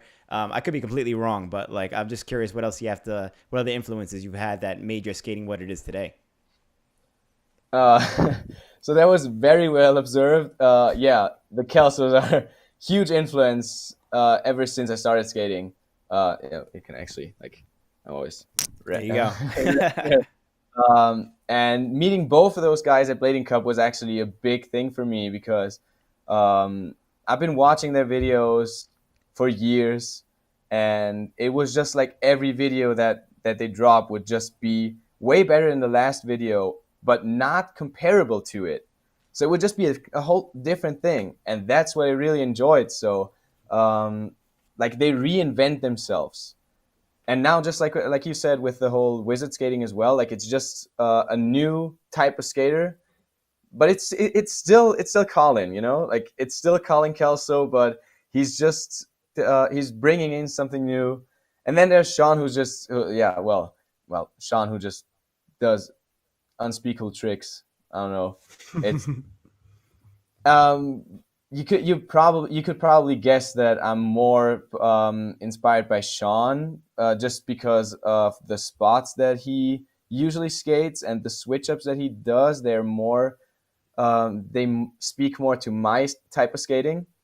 And every time I go out and I'm like, all right, I got a very original switch up that I want to try, and I'm filming it, um, I just randomly see it on some basement video. I'm like, all right, that's again very humbling. I thought I had something right there. I thought I invented something, and then I just see, yeah, he did this like 2 years ago. All right, thank you. It was Um, subliminally in your head. yeah. Yeah, and then Kelso's obviously then when I started skating, Happy up until this point, it's just not the skating in general, because it does not really. I cannot really apply many of his tricks to I cannot adapt his spots to my skating at all. I mean, I was at the Dallas Kink, but I didn't try to fast slide it. I barely topsoiled it. You know, but I would rather take his mindset of skating, because there has to be a specific mindset for someone to do the tricks that Haffy did and still does. Like this guy skates a mini ramp like I skate a flat rail, like with such a level of confidence. And so Haffy would be one of the guys that I'm looking up to. I think the first video I ever saw, like the first full video, was Drip Drop. So Brian Shima, always on that list of huge inspirations, especially after he was on your podcast, because I never met Brian Shima in person, but he extended all my expectations of how much into skating he could be, and how how inspiring of a person he could be. So that's also up on the list. And I think also one of the first videos that I saw was Truth 2. I don't know if it was Truth 1 or 2, but then again, it was all of you guys as well. So up until like when I went to Seattle, I also thought like I rather want to go to New York, because I always saw the Truth videos, and I still watch them so many times actually. I'm like, oh man, those spots look so cool, and like the city vibes look so amazing, and just the whole scene. And you, what I really liked about the whole video was your crew. You could tell like you're good friends. You can also film really well, which is a huge plus for me. And every one of you guys has a different approach to skating. Like you all skate at different spots. There's hardly a time when you see like you're at the same spot, but you're not skating it the same way. And that was always a thing that I really enjoyed to watch. Like you see a video, you see that certain tricks are filmed the same day, but then again, it's not the same spot or not the same way at the same spot. You know? Definitely. No, I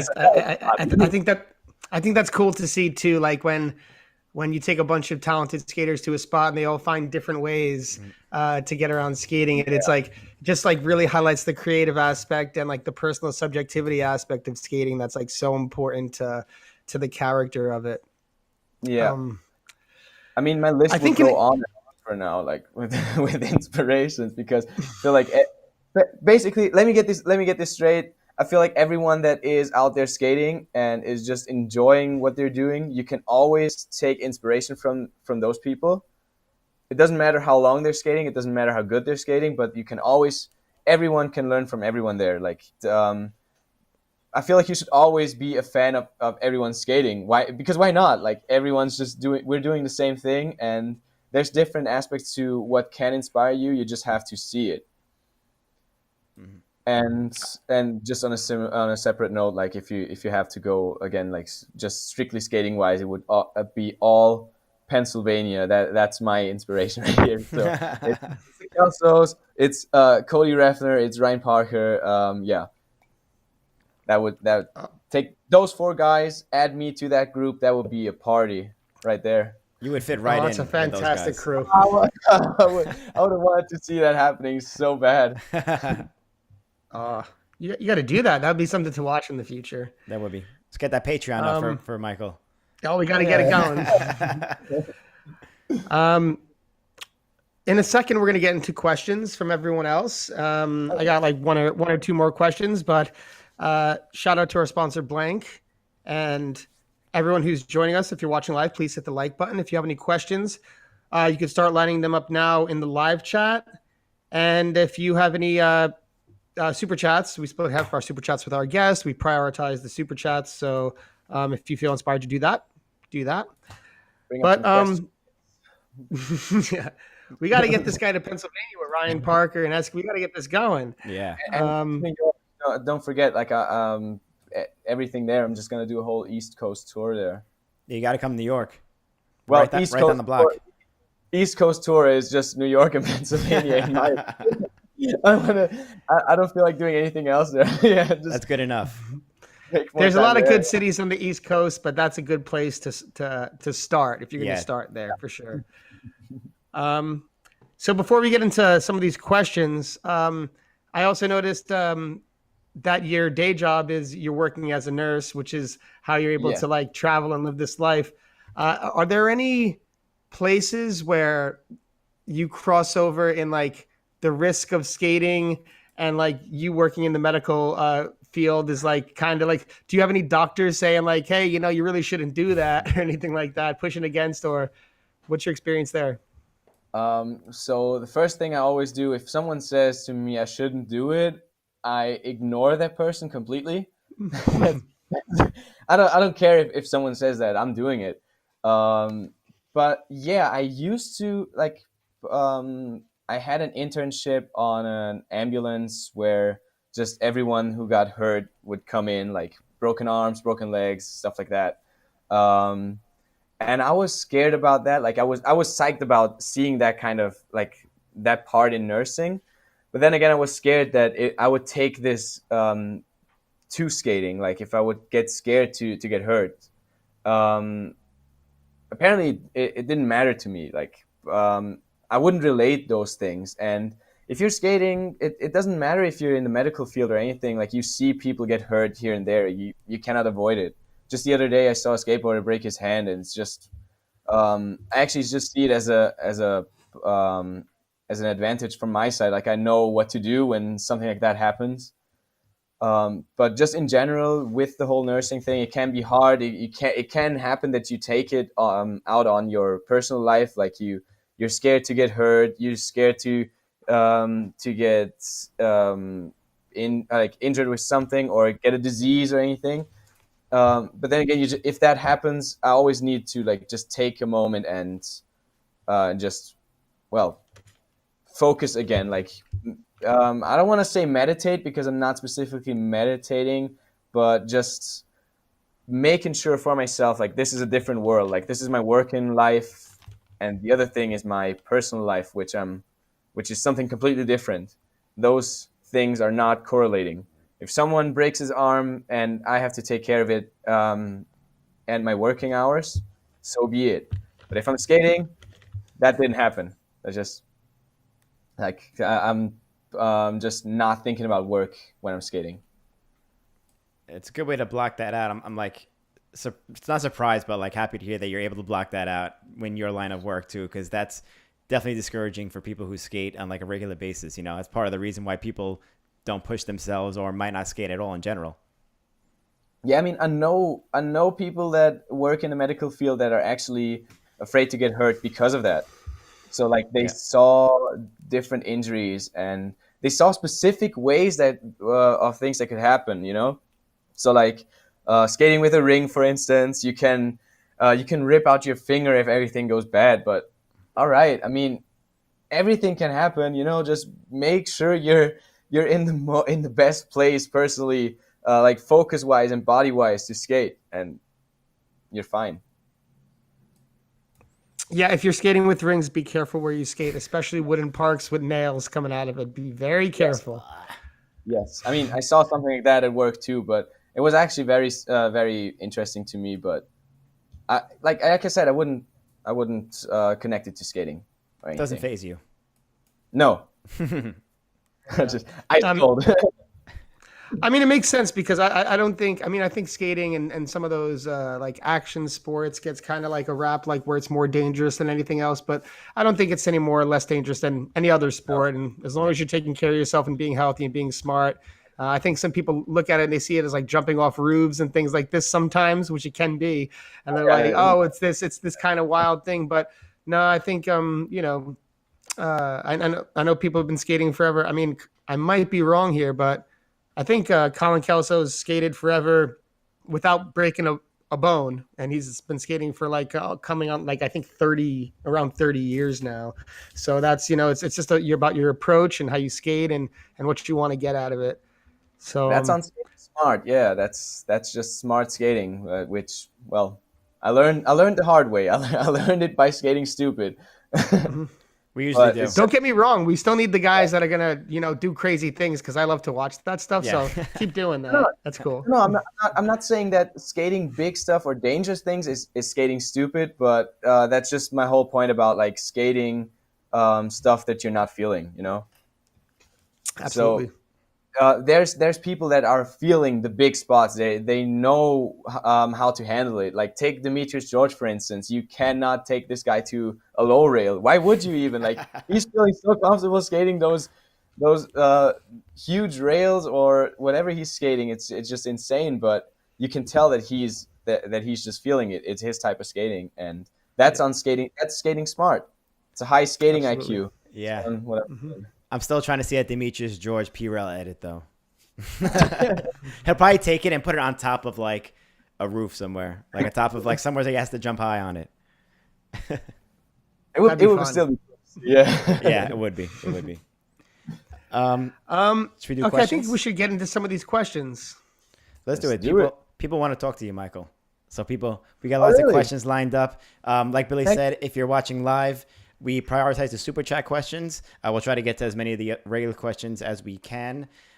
We are going to do the Patreon questions first because we post this on our Patreon. If you're a Patreon member, you have like access to ask our guests questions in case you can't watch live. So let's get into those real quick. We have first one from Matt Placencia, who says, do you think your skating is more creative or competitive? That's hard. Like I would not say it's either one of those, but it's like a spectrum. Like it's somewhere in between. But depends on who I'm skating with. If I'm skating with Gabriel, it's definitely more on the competitive end. But anytime else, it's just I'm trying to be more on the creative end. I see like Yeah. a good mix of both of them, especially nowadays. Yeah, for me personally, it just needs both sometimes. So, like I said, if I'm skating alone, I'm trying to be more on the creative side of things. Like, who should I be competitive with if I'm skating alone? Right. If you're skating with the right people, like there's people that are just as competitive, but on a fun competitive way. Like I'm not that diehard competition skater or anything. Like I don't feel that. And if things get like uncomfortably competitive, I'm stopping. I'm not really. So I'm definitely more creative at the end of the day than competitive. That makes sense. Yep, definitely. That's a good answer. Second Patreon question is from Florian Hans, who says, love your skating, Michael. Just became a Patreon. What does it mean to be... Did he become Patreon with you? Or with I me? think, I hope with you, because he's clearly a All right. Patreon of ours, so I hope with you. He says, what does it mean to be an amateur for USD? Any obligations or privileges? And did they support you to go to the Blading Cup? What is your future as a skater for USD? There's a lot in there.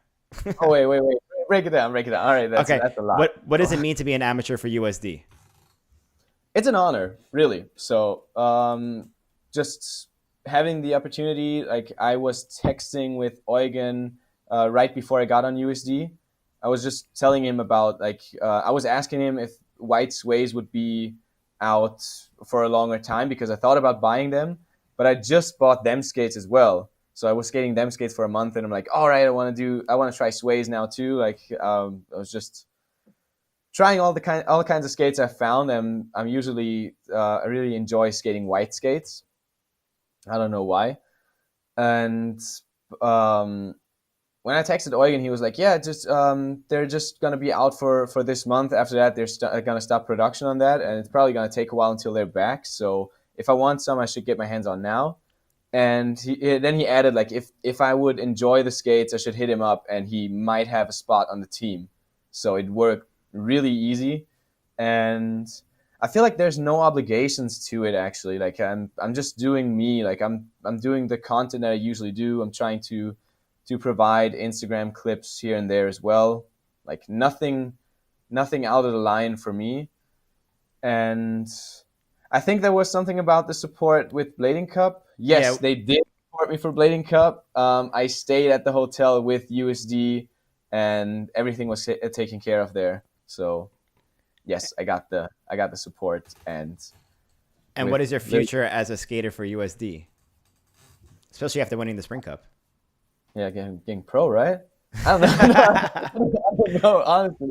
Like it's I just wanna keep doing it, but honestly, at some point I wanna become pro if the skating goes that way. Like if it's actually the right thing, you know.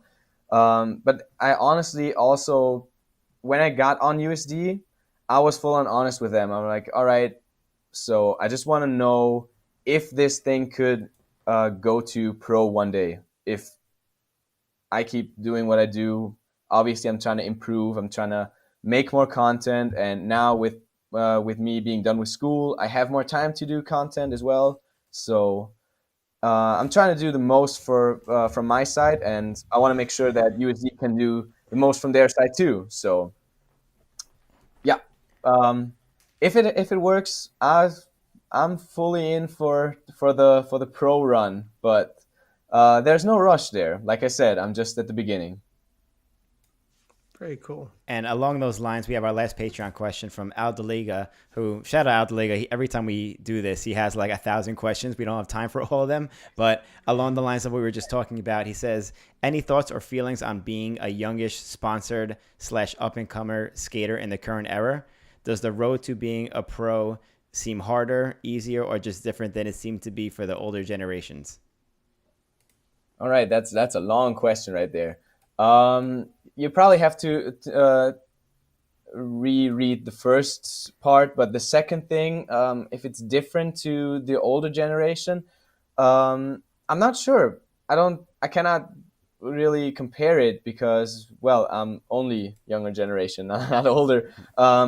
Think I think though there is a slight advantage from my side because I feel very comfortable with the whole social media thing, and that's what matters right now um, to be seen.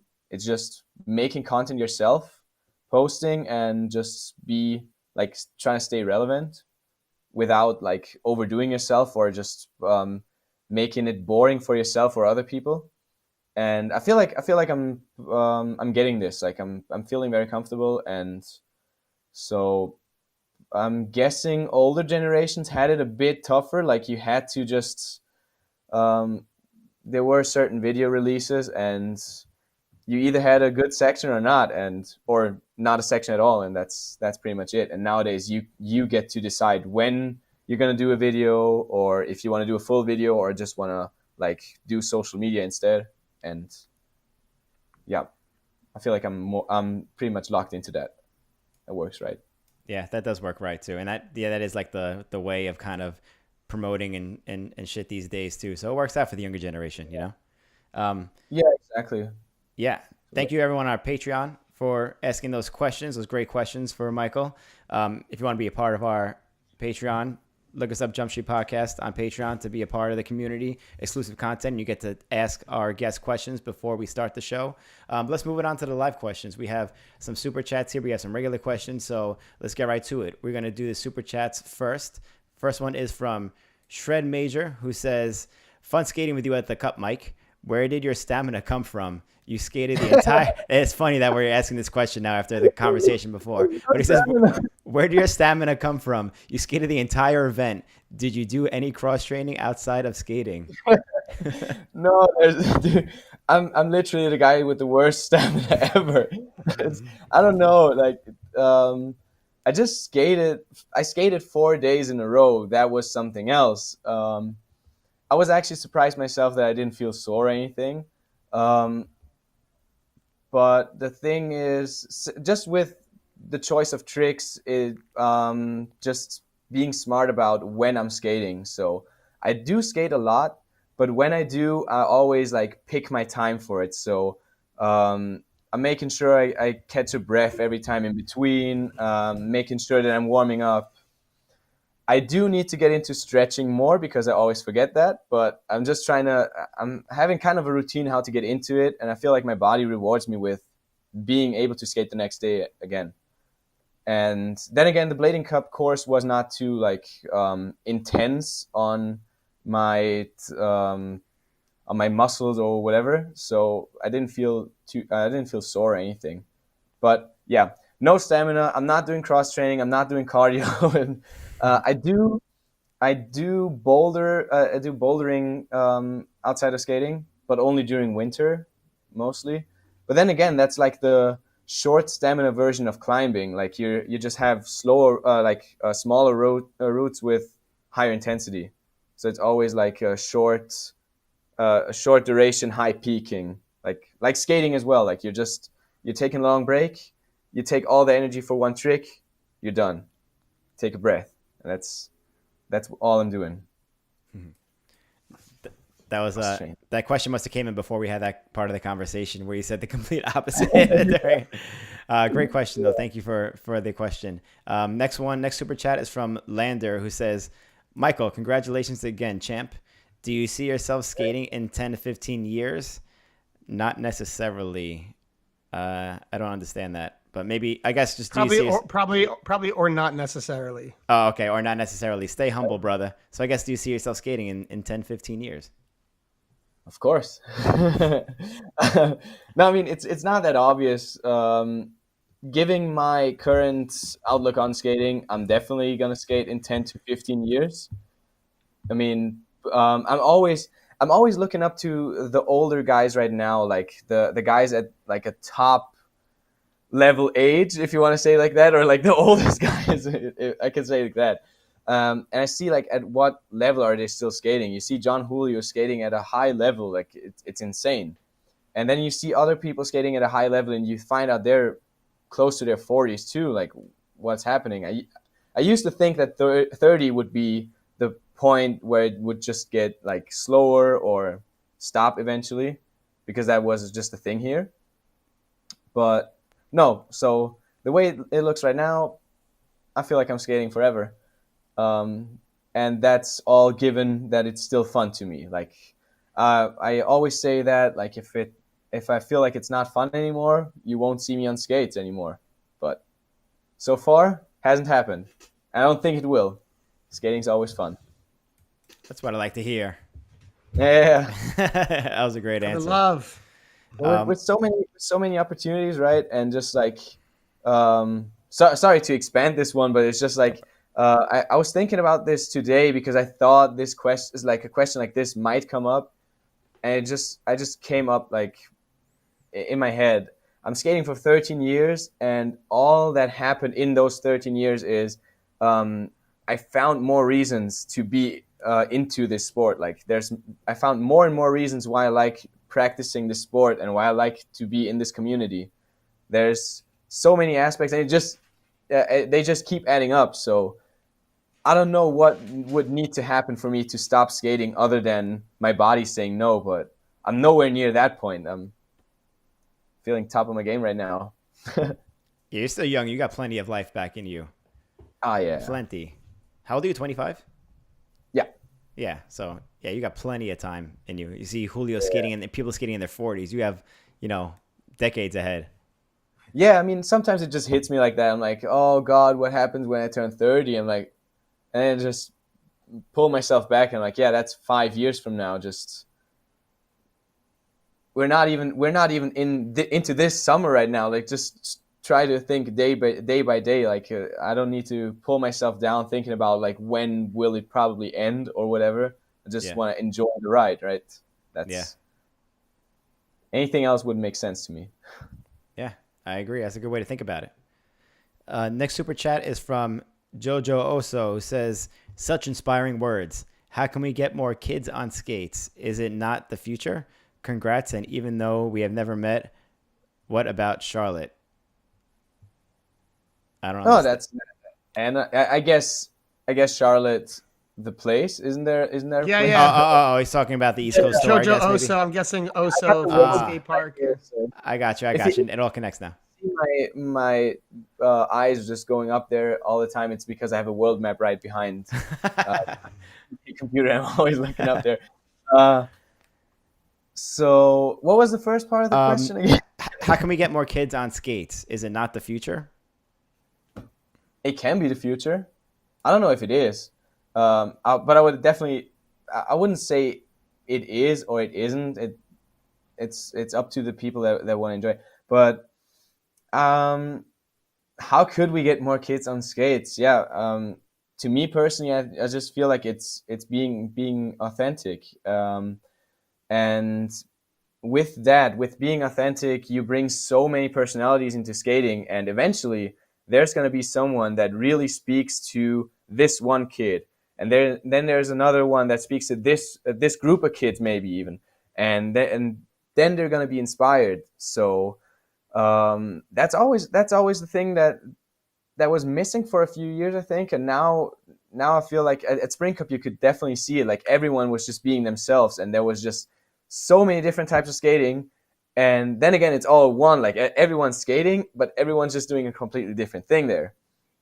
And that's, I think, what is needed when bringing kids into skating. Like kids wanna, just like adults as well, wanna express themselves. And what better way to express yourself than with your body, like than what you're doing, you know? And sports is a great way to express yourself.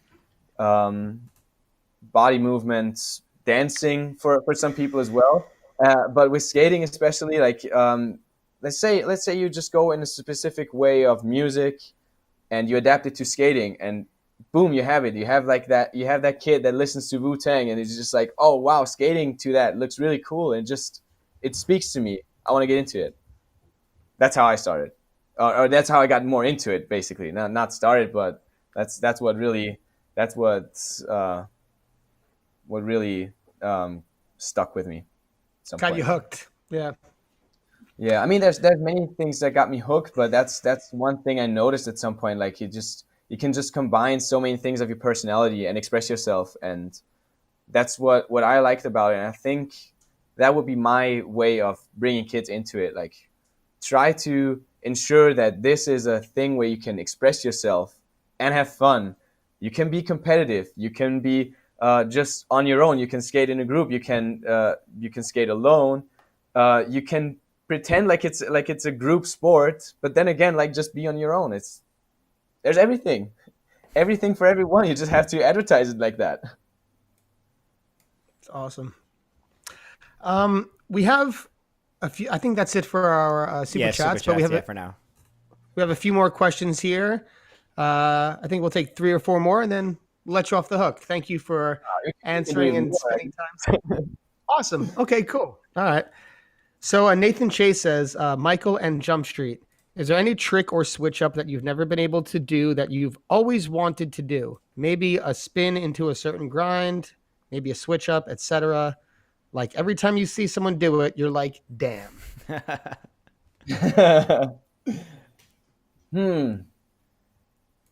I'm pretty sure there is. Oh yeah, for me. And don't start on the whole trick vocabulary or whatever. But I'm saying true spin front torque. So like 270 spinning away from the spot and then front torque Yep. is Mhm. my nemesis in skating. So I don't know Mhm. why. I just cannot do it. I've tried it so many times, and I'm just so excited when I see someone do it.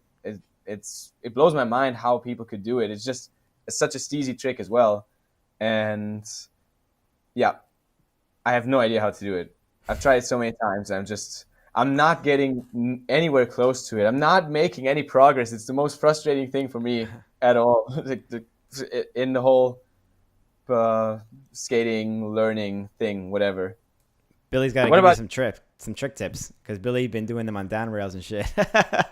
It's been a long time. I've been analyzing videos like that. Like I saw a Truth one. You and Sean did a true front torque on a handrail, and I watched both of you because you used different feet. You had slightly different approach to it. Like I was really being a nerd about this, and I'm watching Eugen as well. Like he can do it so well. Colin has it in the new video as well. Like this trick stands out to me every time I see it. I'm like, damn, there you go again. Like they can all do it. I'm just out here and I'm just nowhere close to it. You got it, man. You got it. Like, I believe you have that. But yeah, thank you for believing me. You got to do it at the pre-session so that when you battle Gabriel, you have the trick in your arsenal.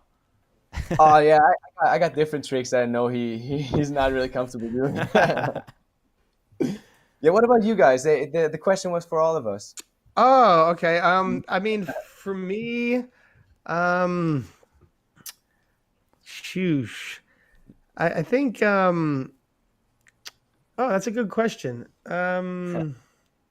There's a lot of tricks I can't do, but I haven't really thought of. I guess I really like. I think this is a good looking trick, like a back royale to like a hurricane topsoul. I just love that trick, Oh yeah. like the Oh way it yeah. looks, and I'll just like it's so far away from like what I'm comfortable doing, just like the way the spin and the land. But I just like seeing the way that trick looks, especially if someone like fakey 270 back royale keeps spinning hurricane top. I think that's a cool looking trick. I picture Murda doing that so clean, you Yeah. know. First person to Yeah, I come think in my mind right now too. Yeah, Murda, right? yeah, Yeah, that's like his Yeah. jam. I feel like Sesh too. For some, I don't even know if Chris Seshire has Oh done it, but I yeah, could see yeah, him yeah. doing it in my head. Like I don't know. But Probably did it at some Yeah, point. yeah. I think for me, I just as a general sense, I'm always envious when people could do flips. And that's funny because I just posted a clip on Instagram of myself eating shit trying to flip on a mini ramp. But I don't try it too often because it's crazy. Like, I don't know how people learn flips. You're either crazy or you grow up with like a foam pit or a resi pet or something like that by you. But I'm always envious when people could just throw like flat spins, like backflips, misty flips, and stuff like that. Like, I just wish I could just be one of those people, just casually, just have Montre just throws like a flat spin in the middle of his line, you know, like stuff like that. Always, every time I see that, I'm like, oh damn, as yeah. Nathan Oh Chase yeah. might have said. Mhm. Oh yeah. Flips were also on my list there too for a long time. So I just see people like you said, like casually throwing a flip, and I'm like, I Yeah. want to have that. Like it looks so cool to do, and just like having that air time and being fully confident and under control mid-air would be so sick. Mhm. And just as well as 900s. 900s were also, they were like big red X's on my list. Like I could have never done them. And at some point, I had this perfect ramp to try it on. It had like a soft landing, and I tried it there for a couple of times. And next session I had on a big ramp, I could finally throw down just just one or two flips in a 900. I did land them then, and it was just that rush finally getting it done. I haven't done them ever since, but it's just that's why I like those tricks that just don't work for you. Like when you hit that moment where you finally go to try it, I guess you had that with your flip too. It's just an intense feeling. Like it's just a rush. Doesn't matter if you land it or not, but you're just going something, and especially flips, they're so weird. Like it's so different to everything else. Hmm. Like you're usually trying not to go over your head. Like Yeah. usually that's exactly the thing you don't want to do, and that was pretty cool actually to try it. Let's see you trying some flips. Maybe one day I wanna learn one flip at least in a transition. That would be so cool. Like you said, flat spin would be the best, but Yeah. I have no idea where to go. So the thing is, I don't even have the movement in my head. So I would just randomly spin somewhere and land somewhere again. So far, I don't see myself trying it. Yeah. It's a tough threshold to break through for us. Yeah. Maybe one day. I think you can do it. It's like uncomfortable thing, just like the wizard. Yeah. But Yeah. Tom V says for Michael, if you were to get a pro boot, would you want it to be a sway or a different model? Also, what would you want the colorway to be? Very specific. Wow. Yeah. Very specific. Yeah. Um, I would make it a sway, definitely. I'm feeling the sways. I do have a pair of Aeon right here that I skated a few times, and I like them, but not as much as the Aeons. It's just everything about it, basically. It's just the look of the Aeon is cool, but the sways are cooler.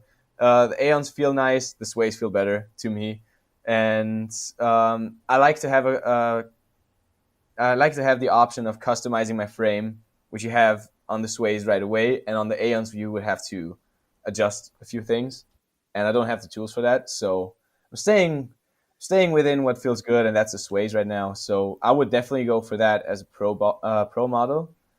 And as far as colorway, someone asked me that very recently, and I have not spared a single thought about that. So no idea.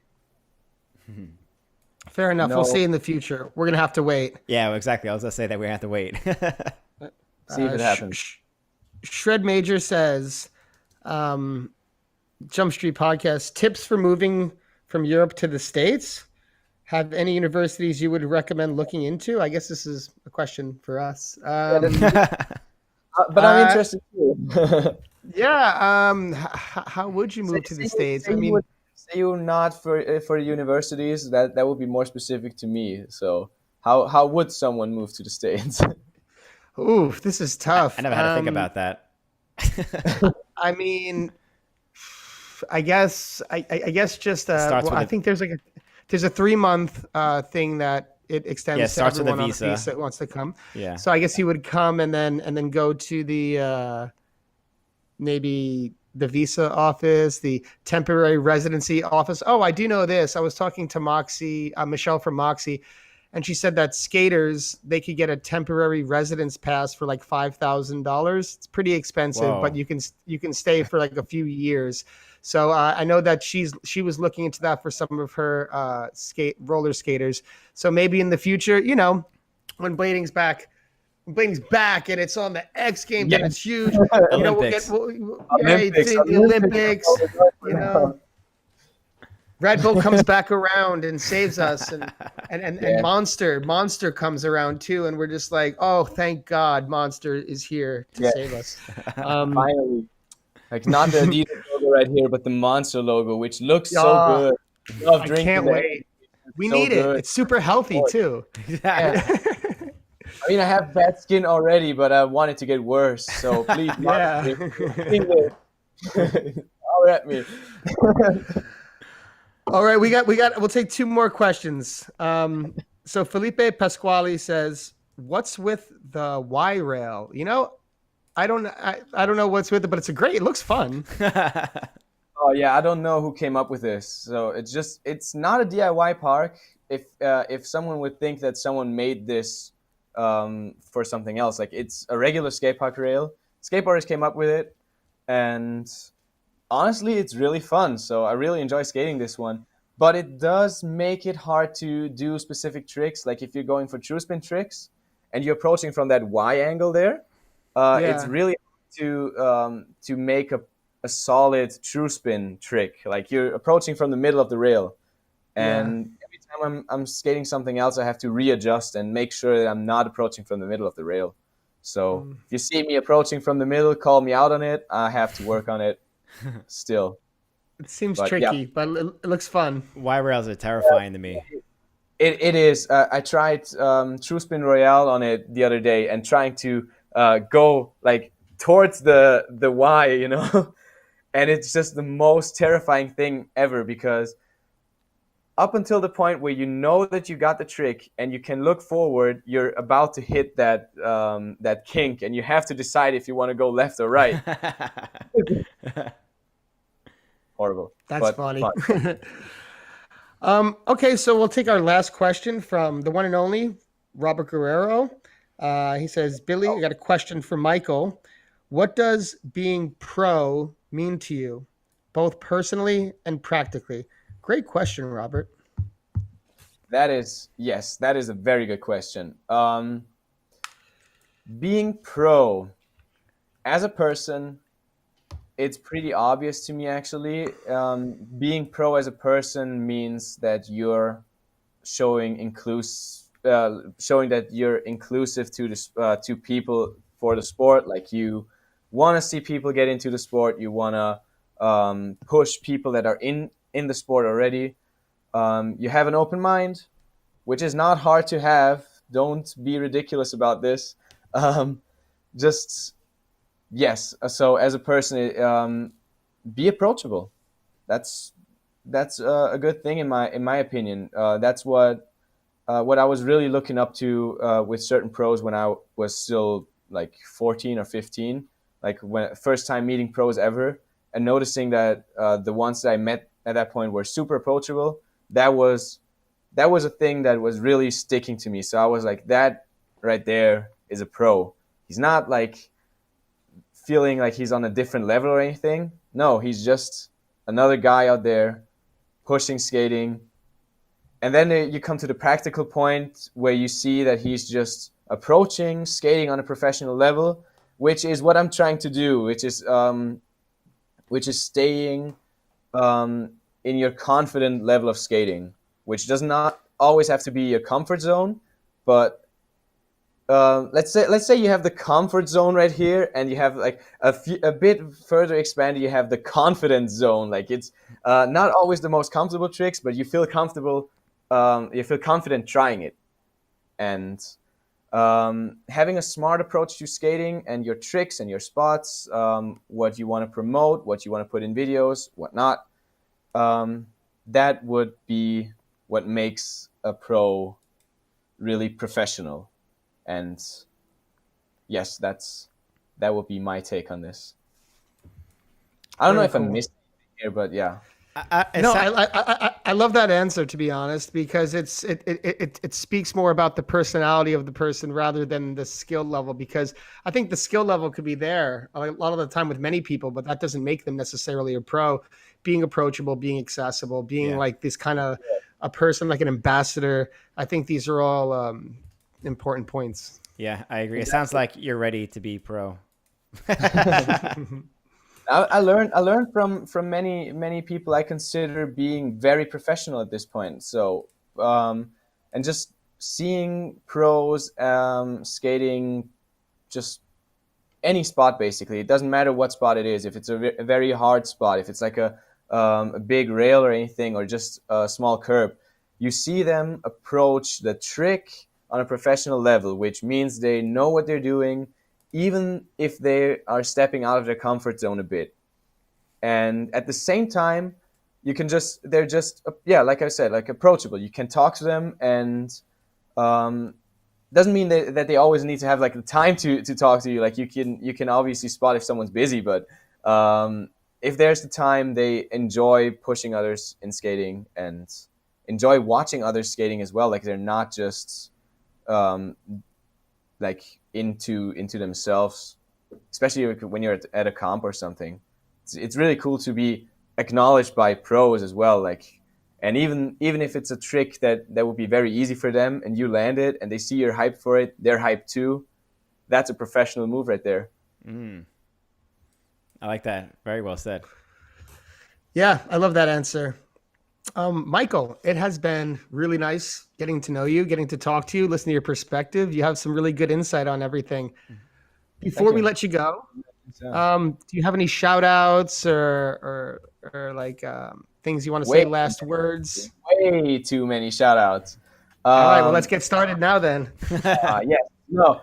The very first and biggest shout out is to my crew, the TWG crew.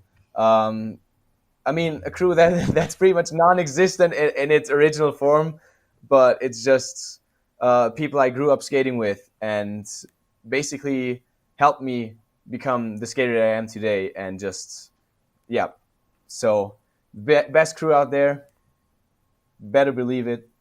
And also shout out to the guys from Vienna.